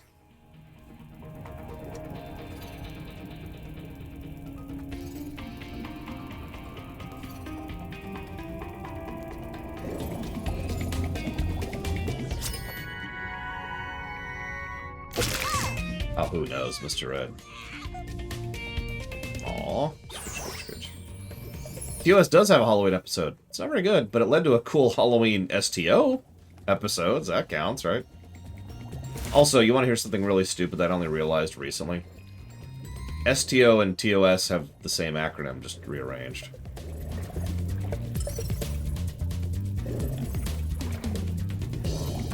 For more useless facts, be sure to subscribe to LoreRunner.com.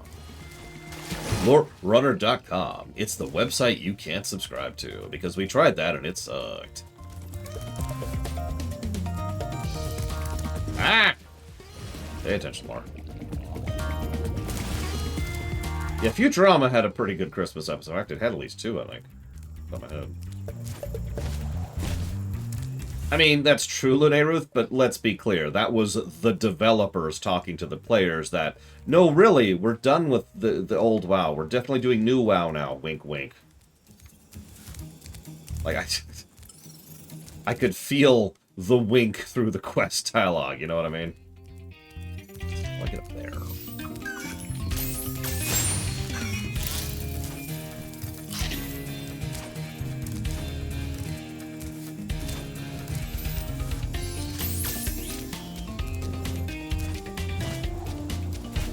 Ooh.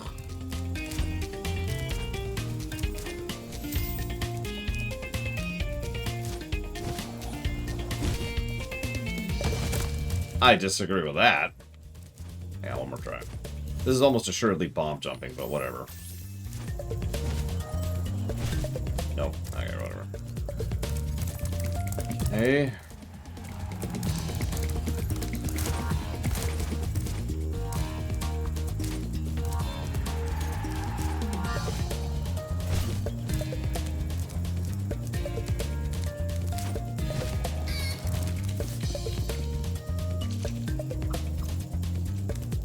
No, maybe that is what I'm supposed to do.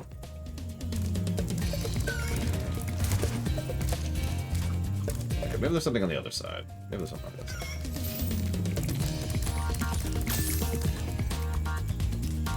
There is not. Okay.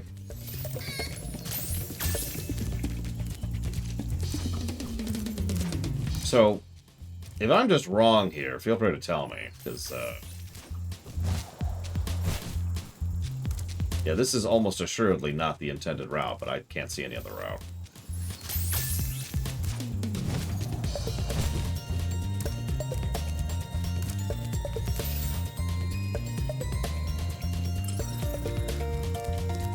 Like, I'm obviously supposed to go up there. There's a person to talk to. And there's gems to get.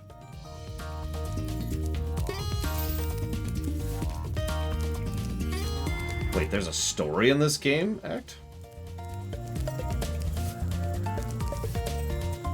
I do, actually, Ross. The other one I remember is the one about their dog. And that was like the whole episode was them getting a puppy. That was really early on, though. What am I missing? Defeat the shark sub. And get up there somehow.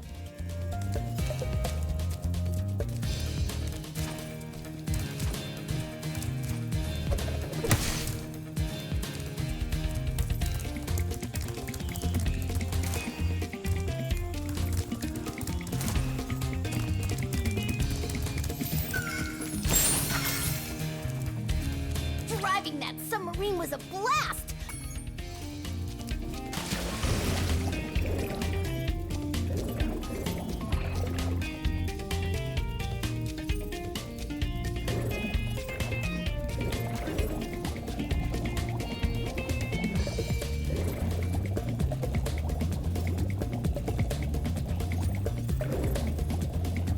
So far, I'd say it's about on par with the second game, Evo. Which puts it below the first game, obviously. But I would say there's very, very little visual storytelling. So little as to be almost not worth mentioning. Now, mostly this is under what we refer to as brickwork.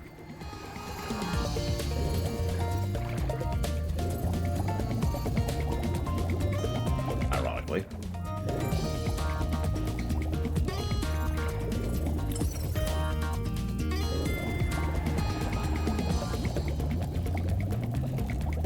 Like, the first game actually got quite a few brickwork positives because the first game deserved them. We already do whatever. This is the hole, right? Like the tunnel of doom. Yeah, okay, so we already did that.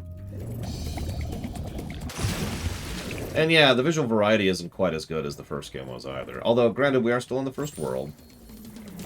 And I've been stuck on this stupid level for longer than I'd like to admit to. Because I'm dumb.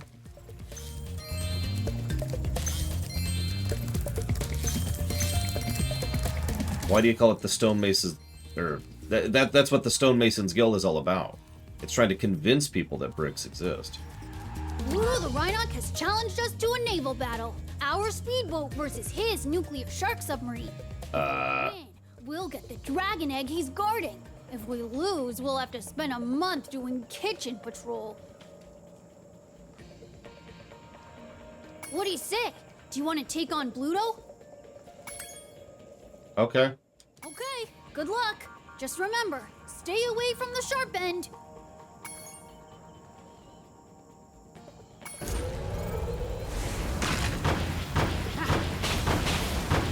Oh god, those controls. But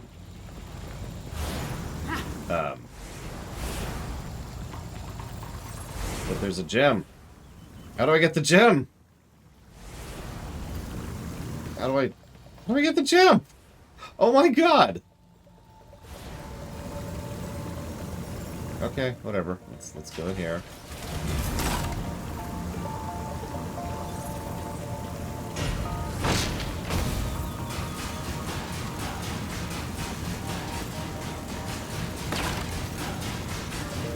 Oh, I hate these controls. You remember how I complained about the Mass Effect Mako controls until I turned off like an option and it was so much better? This is that before I turned off that option. Oh, wow. It's hard to describe how nonsensical this is. It's pretty much entirely designed around where I'm facing, and not any logic of turning.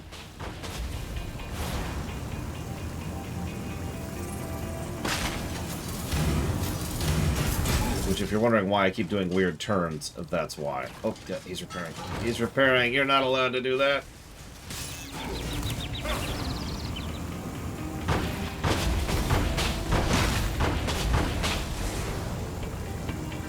Yeah, I'm pretty sure there's no options to fix this, so we're just kind of living with it.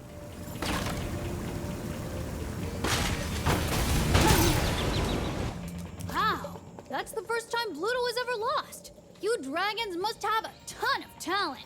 I hope this egg was worth all the trouble. Hi, Pillow Willow.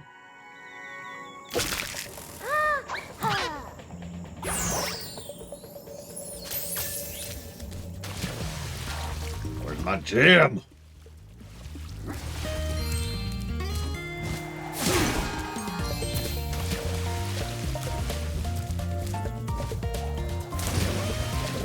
Yes, the reason they banned genetic engineering in this particular timeline is because of dragons.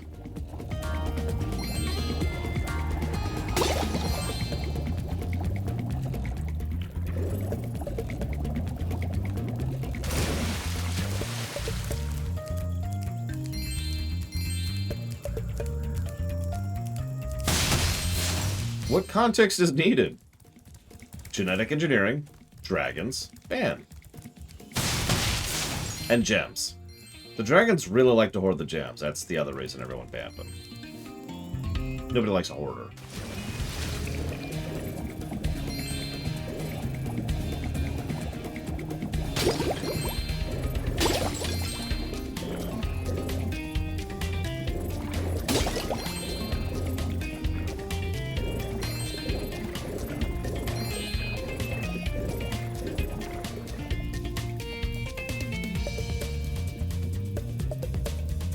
I think that's everything. The most fun underwater content? No. But the most underwater content in just sheer quantity, yes. I don't actually like the underwater stuff in Guild Wars 2, and you notice they stopped doing it.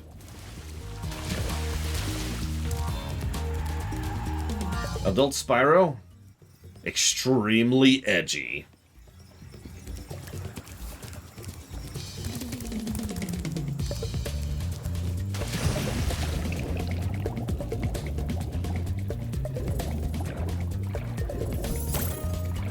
There we go, okay.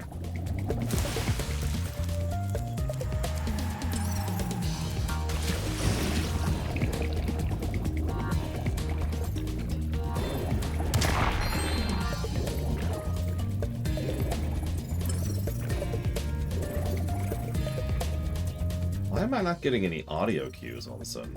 I mean, I know people hate it when I get audio cues, but it's kind of helpful. You know, at least when they're quiet. Well, whatever. Thank you, Mr. Red.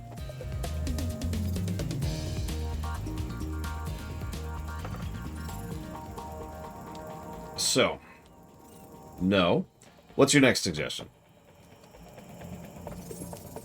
Unless you're really suggesting that, in which case, I'm going to have to do a lot of tests and checkings to figure out if that's actually feasible or not.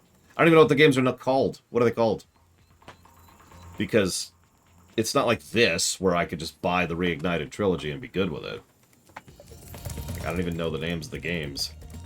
I don't know what systems they're on. I don't know nothing. So the reason I figured I had to get here from here is because if you talk to her, she says, remember, you can hover and fly, and it's like, well, then I have to get in there.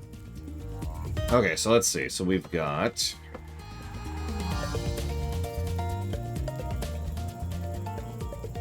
New Beginning, Eternal Night, Dawn of the Dragon.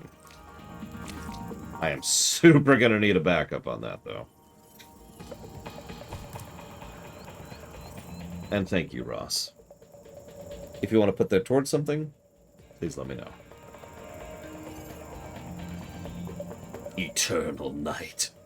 The darkness drips from within my cloaking gasp of... I don't know.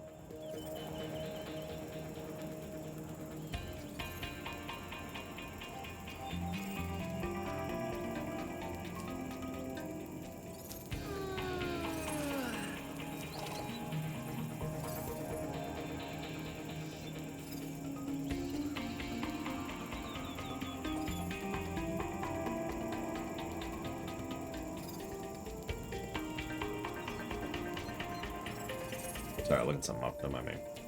Off 3, you got it.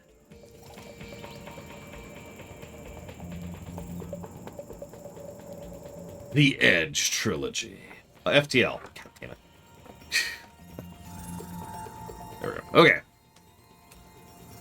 Now I gotta figure out how to make this jump. I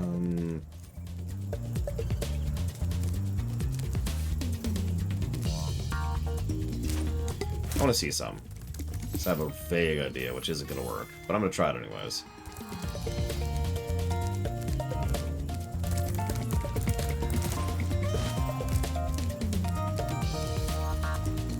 Oh, wow, Disco. Awesome. I'm gonna have to go do that immediately. Or, you know what? I don't even feel the need to review it at that point. I think you've already done the review for me. Secret of the Stars is better than Final Fantasy VI. That's the review.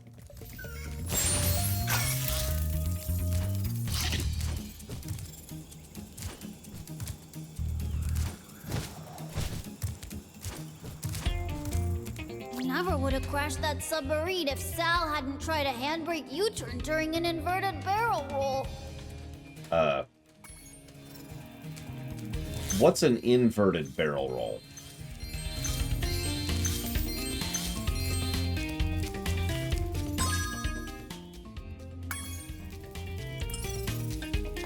And thank you, Wenla. I will jot that down for the Doom blog.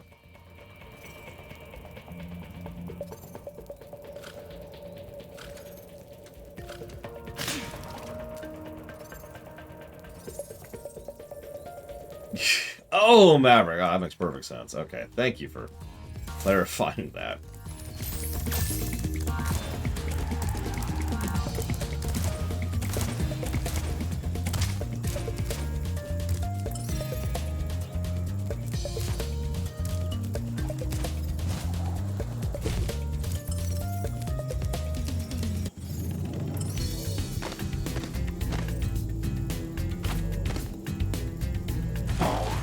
Ah.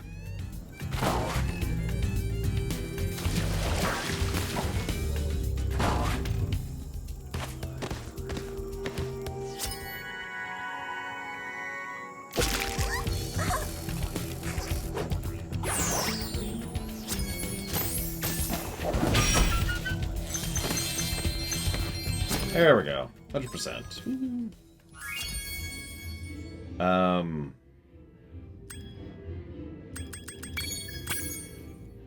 Is that all I can do, bro?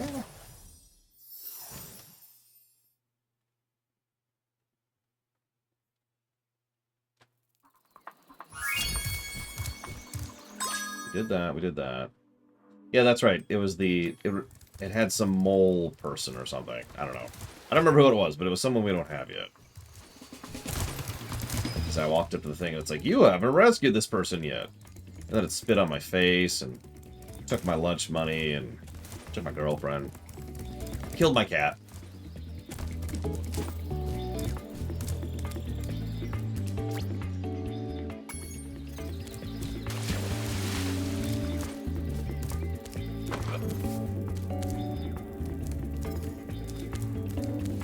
Hop in the balloon whenever you want, Spyro.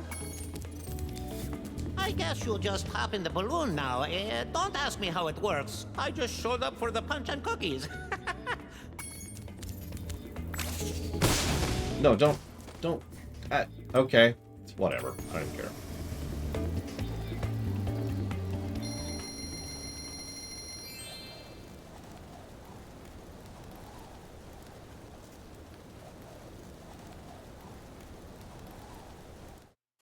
Listen carefully, you stupid girl. I'm only going to ask you one more time. Why haven't you disposed of that infernal dragon? I've tried to scare him off, Your Highness, but he's just not afraid of anything. Not afraid? Not afraid? Why have I been training you all these years? Use some magic! Here's a spell book. Whip up a monster and eliminate him! Kill him? I don't care what you do, you useless brat, as long as you get rid of him! Okay, let's see what we got here. She's such a nice woman. You can't keep me caged up in here forever. You there, get me out of here. This is unacceptable. You, come here.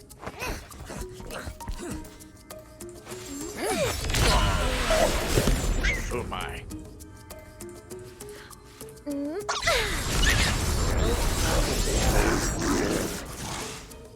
What the devil?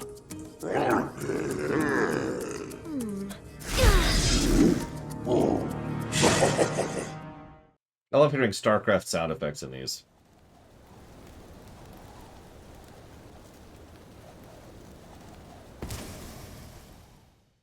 When I heard that Sorceress was planning to ambush you, I got here as fast as I could.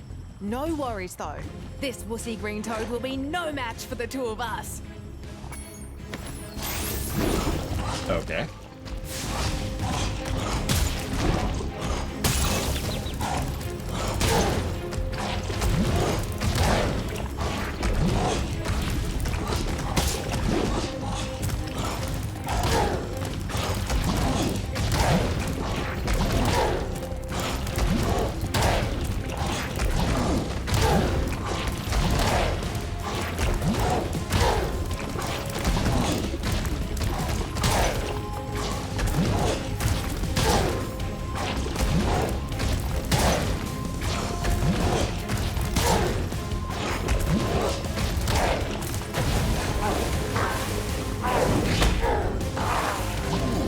I mean, obviously, the whole point of knocking him in the lava is just so we could jump on his head.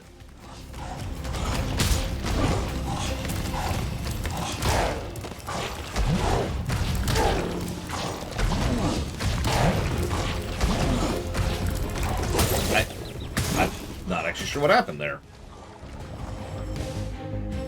Probably 3D World, but I've never reviewed 3D World yet, so we'll see someday. Yeah, the camera was just, hey, you're gonna run over here now. And I'm like, but, okay. I accept that.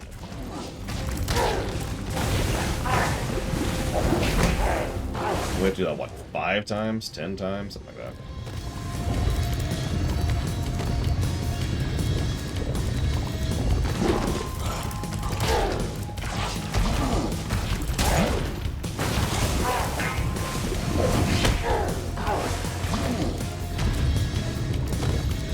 Yeah, that's... Well, the second hit was a lot more, so... Shrug?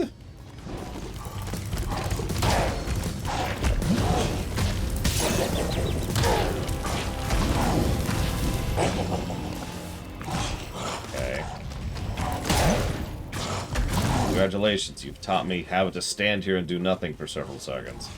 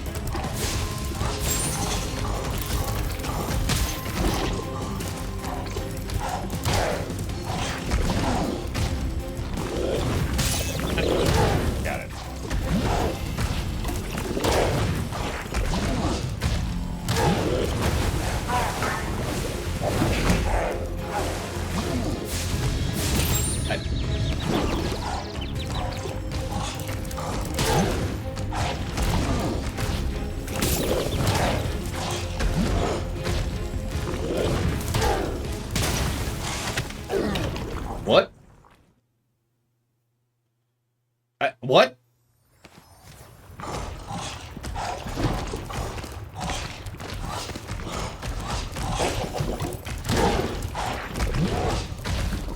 Oh my god, I bugged it out so hard the music stopped playing.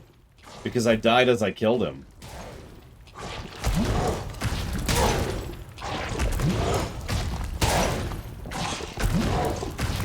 Developing the meta before your eyes. hang on. One of these days, I'm just going to download this stupid song. There's only one Doom song I even use.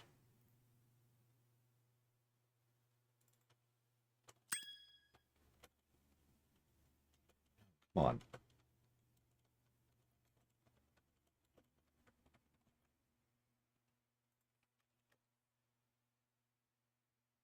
Yeah, we're just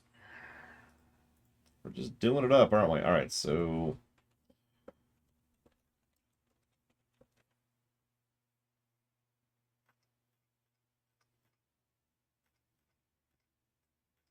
there it is.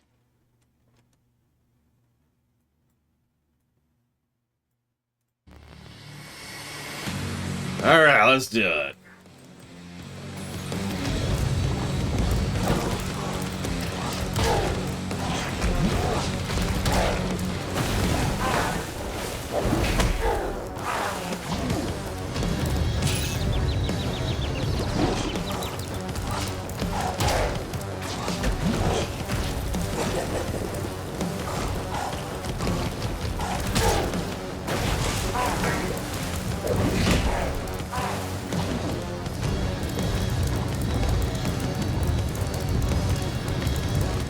Intense action.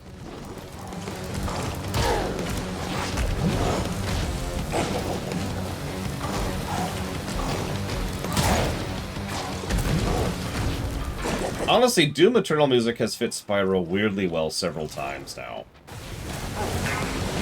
I don't know what else to add to that.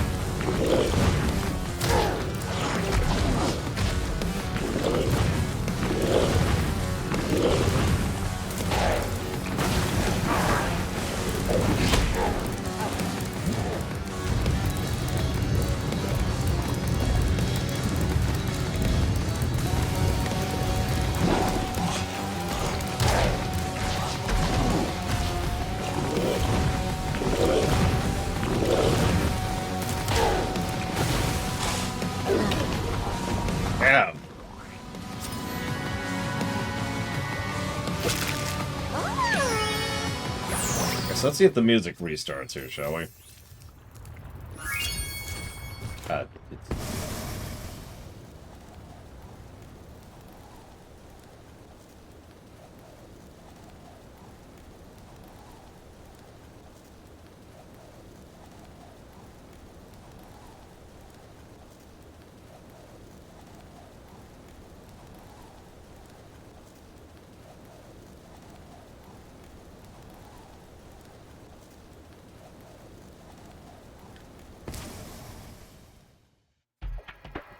Okay, there's music. Holy crap.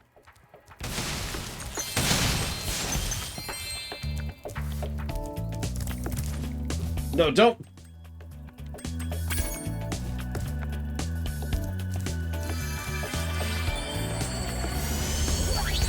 Okay, Dragon. You've managed to survive longer than I expected, but you haven't the slightest idea what sort of dangers lie ahead of you. I suggest you grab your cat friend and whatever eggs you found and hightail it back home while you still can. I'm telling you this for your own good, you know. I'm not a big fan of turkey, so not my choice, Active. That being said, if I have to have something with it, something that helps make it less dry. Like a good barbecue sauce. Yeah, she's so intimidating.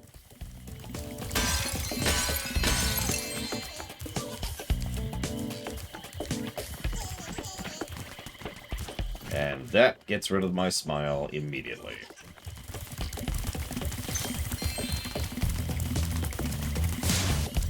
Jackass.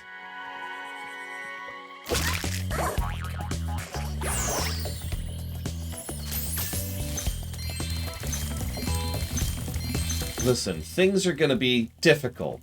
Like hard, even. There's gonna be problems and troubles And there's going to be obstacles. You're going to have obstacles. You should turn around now. Just go back home before it's too late. You don't want it to be too late. There's gonna be time trials. There's gonna be like imprisoned. We might imprison you. We've already imprisoned some of your friends. It's the hair. It's gonna be awful. Ah, my good friend Spyro. The sorceress caught this naughty bird letting off rockets in her fireworks factory, but I'm willing to release him into your custody, provided you pay his outstanding fines. Oh dear, Spyro, you really should pay up. I think he's pining for the fjords. I don't get that one. Ah, my good... What a sucker! That is... It's a far, far better thing you do today, Spyro, than you have ever done. And, well, so forth, etc. You get the idea.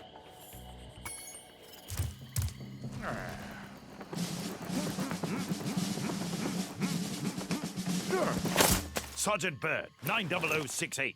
Awaiting orders, sir. I think you'll have to find your commanding officer for that. Hey, what are those things? These are the latest military hardware. DBX-9 rocket launchers, state-of-the-art. So why didn't you use them to escape? Because I have limited ammo, and I wanted to conserve it. For this.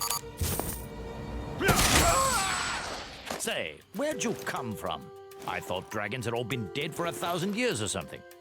Well, the rumors of our extinction were slightly exaggerated. We just wanted a little peace and quiet. Well, if it's peace and quiet you want, you should stay clear of my homeworld for a bit. I reckon I'll be blowing up Rhinox for weeks. Cheerio! That was actually funny.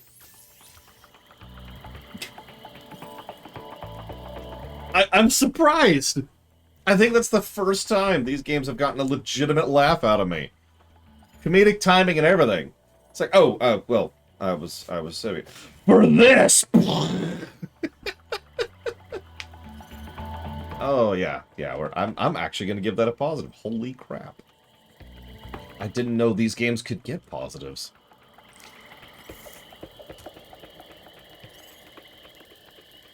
Where the hell are my review notes? There they are.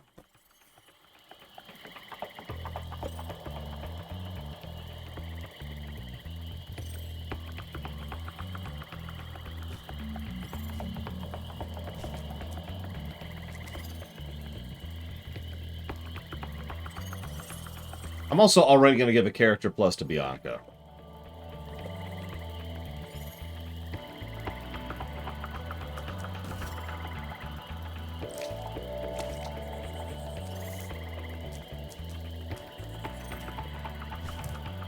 Because she is just super adorbs.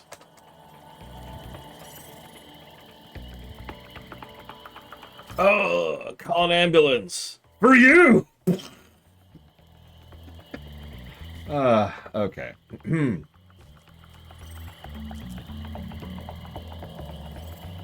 do a little thinking really quick here. Well, the original is because she's super sexy, obviously, Mr. Red. Remember that thumbnail from earlier? Oh, I have to... hang on, I'm stupid. Stupid mode engaged.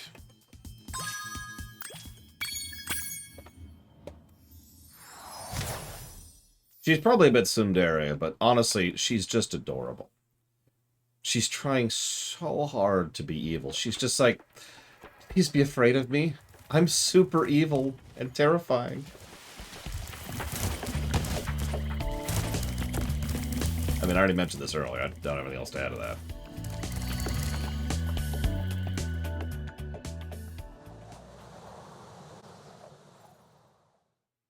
I have to train the hummingbirds. They must be in peak physical condition if we're going to take on the sorceress.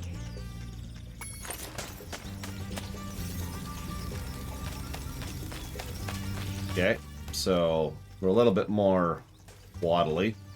Do you know what else we are? filled with rockets.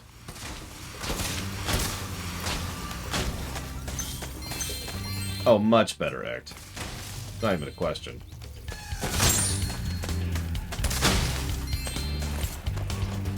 Oh, jeez. Okay.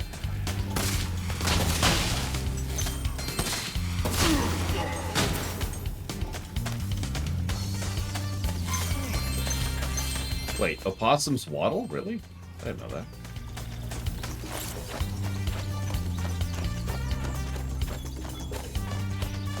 Is there a... Nope. We can just fly. Sir, the situation is this. Yesterday, at 1845 hours, the Rhinox invaded. We defended as best we could, sir. But without your leadership, we couldn't put up an effective resistance. By 1900 hours, the rest of the squad was captured, and the Rhinox had complete control of the base. So the French are actually hummingbirds. Huh. Who knew?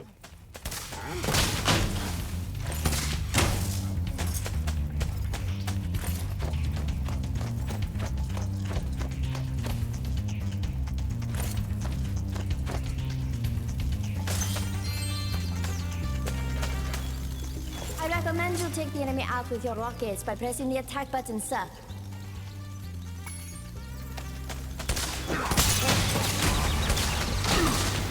I'm not into pizza rolls myself, no, but that's because, like, if you get the store-bought pizza rolls or the frozen pizza rolls, those are just kind of cheap. Have you ever had, like, actual made in a local diner or made yourself pizza rolls? Because those are legit. They're also a little bit bigger. Like, this big per roll.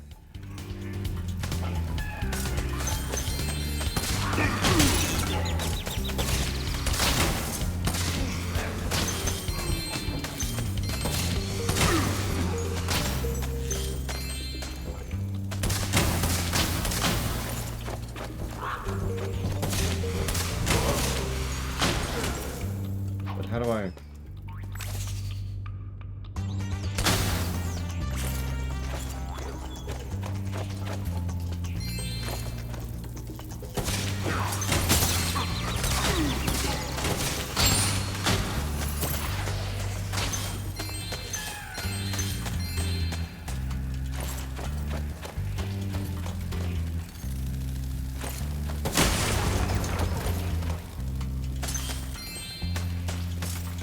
Sir, I've captured the enemy rations. They won't march far on empty stomachs.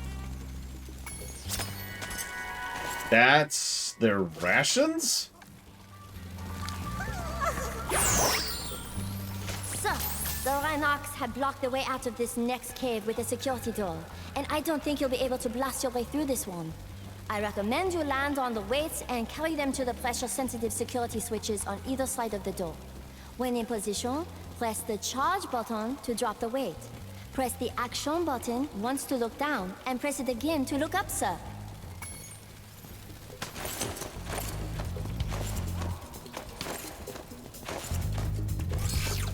Oh, geez. That's disorienting.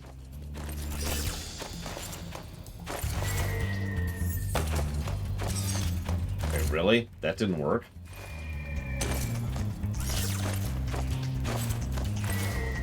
It didn't work. Huh. Okay.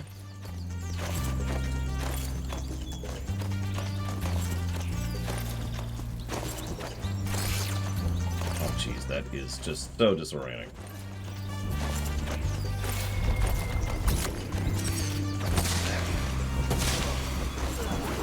Be free! I like how the missiles home when I'm flying, but don't when I'm on the ground.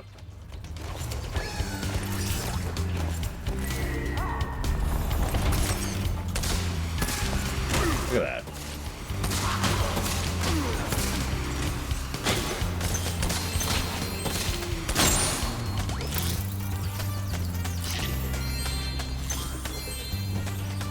I mean, isn't that how it usually works in real life, Evo? The sergeant gives the lieutenant the orders. Request permission to cheer, sir! Hip hip hooray! Hey! I didn't give permission. Keep those cheers for when you're back home. Or something, I don't know.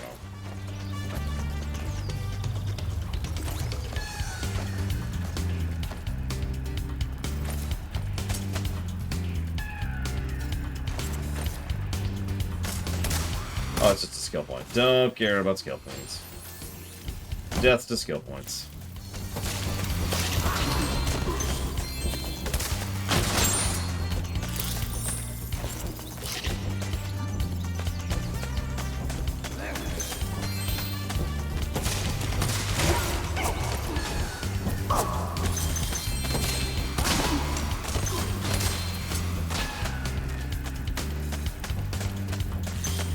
I don't know if I have a favorite sergeant.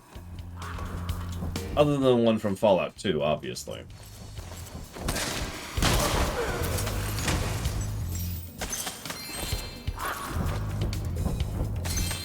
I would say the music's better than 2 so far. Probably positive worthy.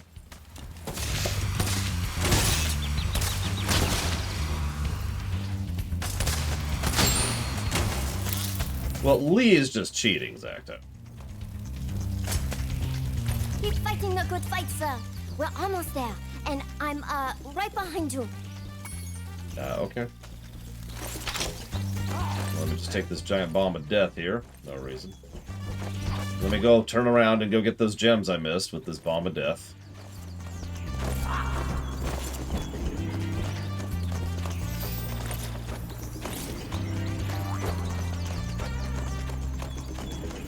Surprisingly smooth, Evo. Who knew? I was not expecting that.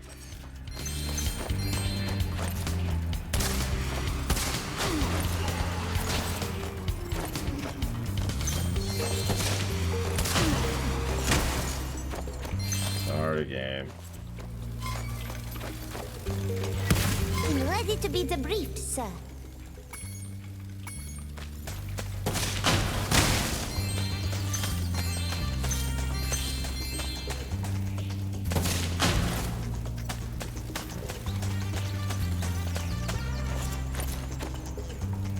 Ironically, the only song I haven't liked so far is the one that's playing right now, but overall the music quality does feel better. Thank you. Apparently I missed a bunch up here.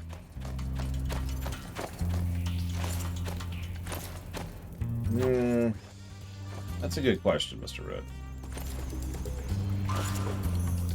Still chewing on that one, I think.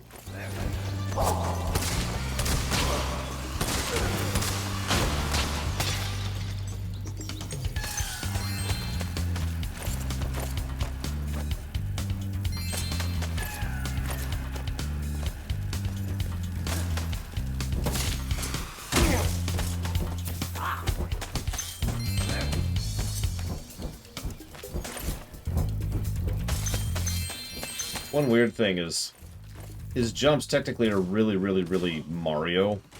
It's, in fact, actually, Luigi might be a better way to put that. Mission accomplished. It's great to have your back, sir. So, now I'm going to discuss how it plays to, feels to play this guy.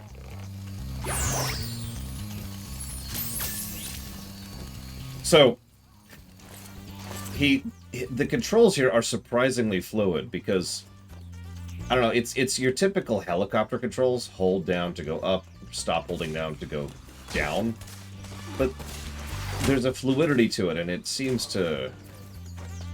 It has enough of a leeway. As you go up, there's a bit of momentum before you stop going up, and as you go down, there's a bit of momentum before you stop going down, and so forth and so on.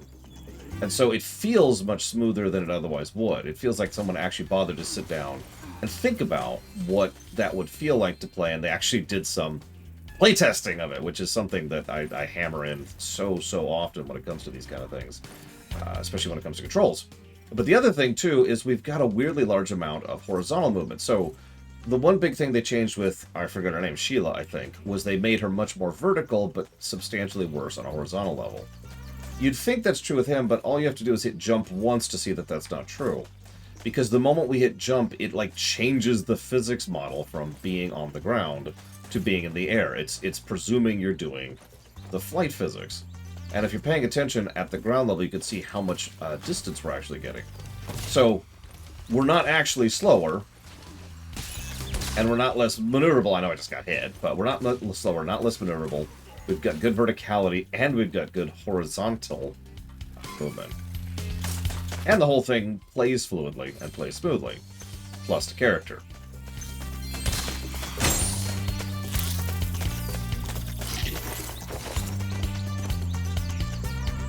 I feel like I'm explaining it wrong, but I hope I'm at least making across my point of why this is going to be a positive. Oh yeah, and while you're carrying something, none of that changes. You still have the same overall controls, which is important as well. Because otherwise this could get really old. Like, imagine if it was like,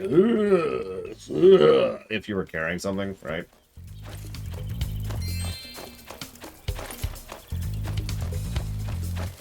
Reporting for duty, sir. Who's the best to control? That's actually a tough one. I have to think about that.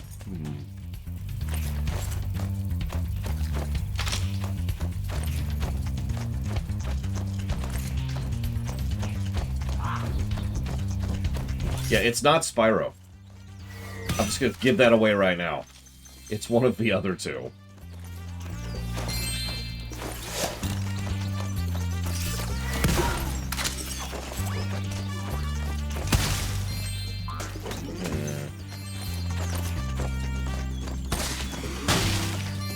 I'm not sure. They both control pretty well. I think the homing rockets might push it a little bit in his favor, though. One of the downsides of Sheila was a lot of her attack was pretty much straight below her. She had the stomp, right? Her regular attack was extremely short range and very threatening to use because you had to get right up in the melee in order to use it. With him, you have long-range homing rockets.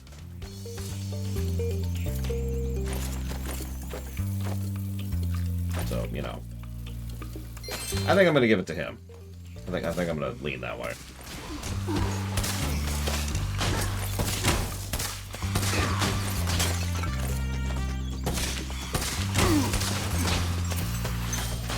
Yeah, at the end of the day, I'm probably going to lean on the side of long-range homing rockets.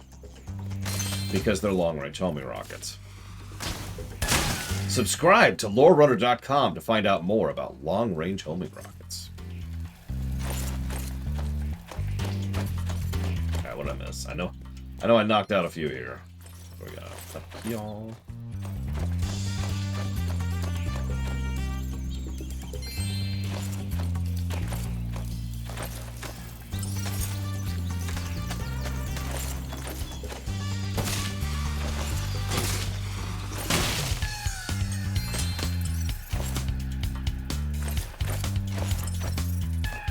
Okay, so I think all we got left is yay old a lava tunnel. Time to put my controller where my mouth is.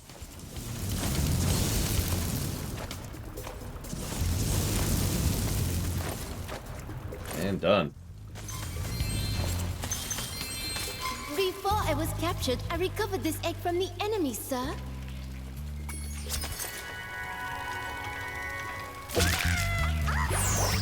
Oh, you can skip those, by the way.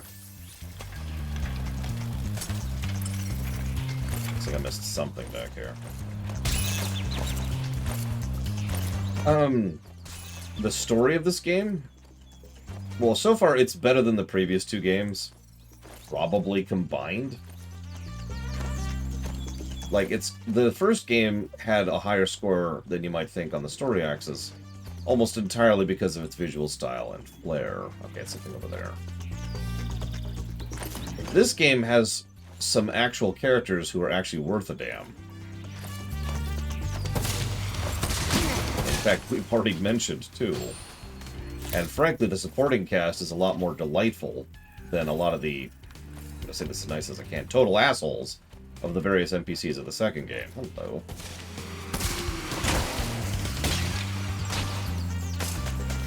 Minus Hunter. Although, honestly, even Hunter is less objectionable than he was in the last game.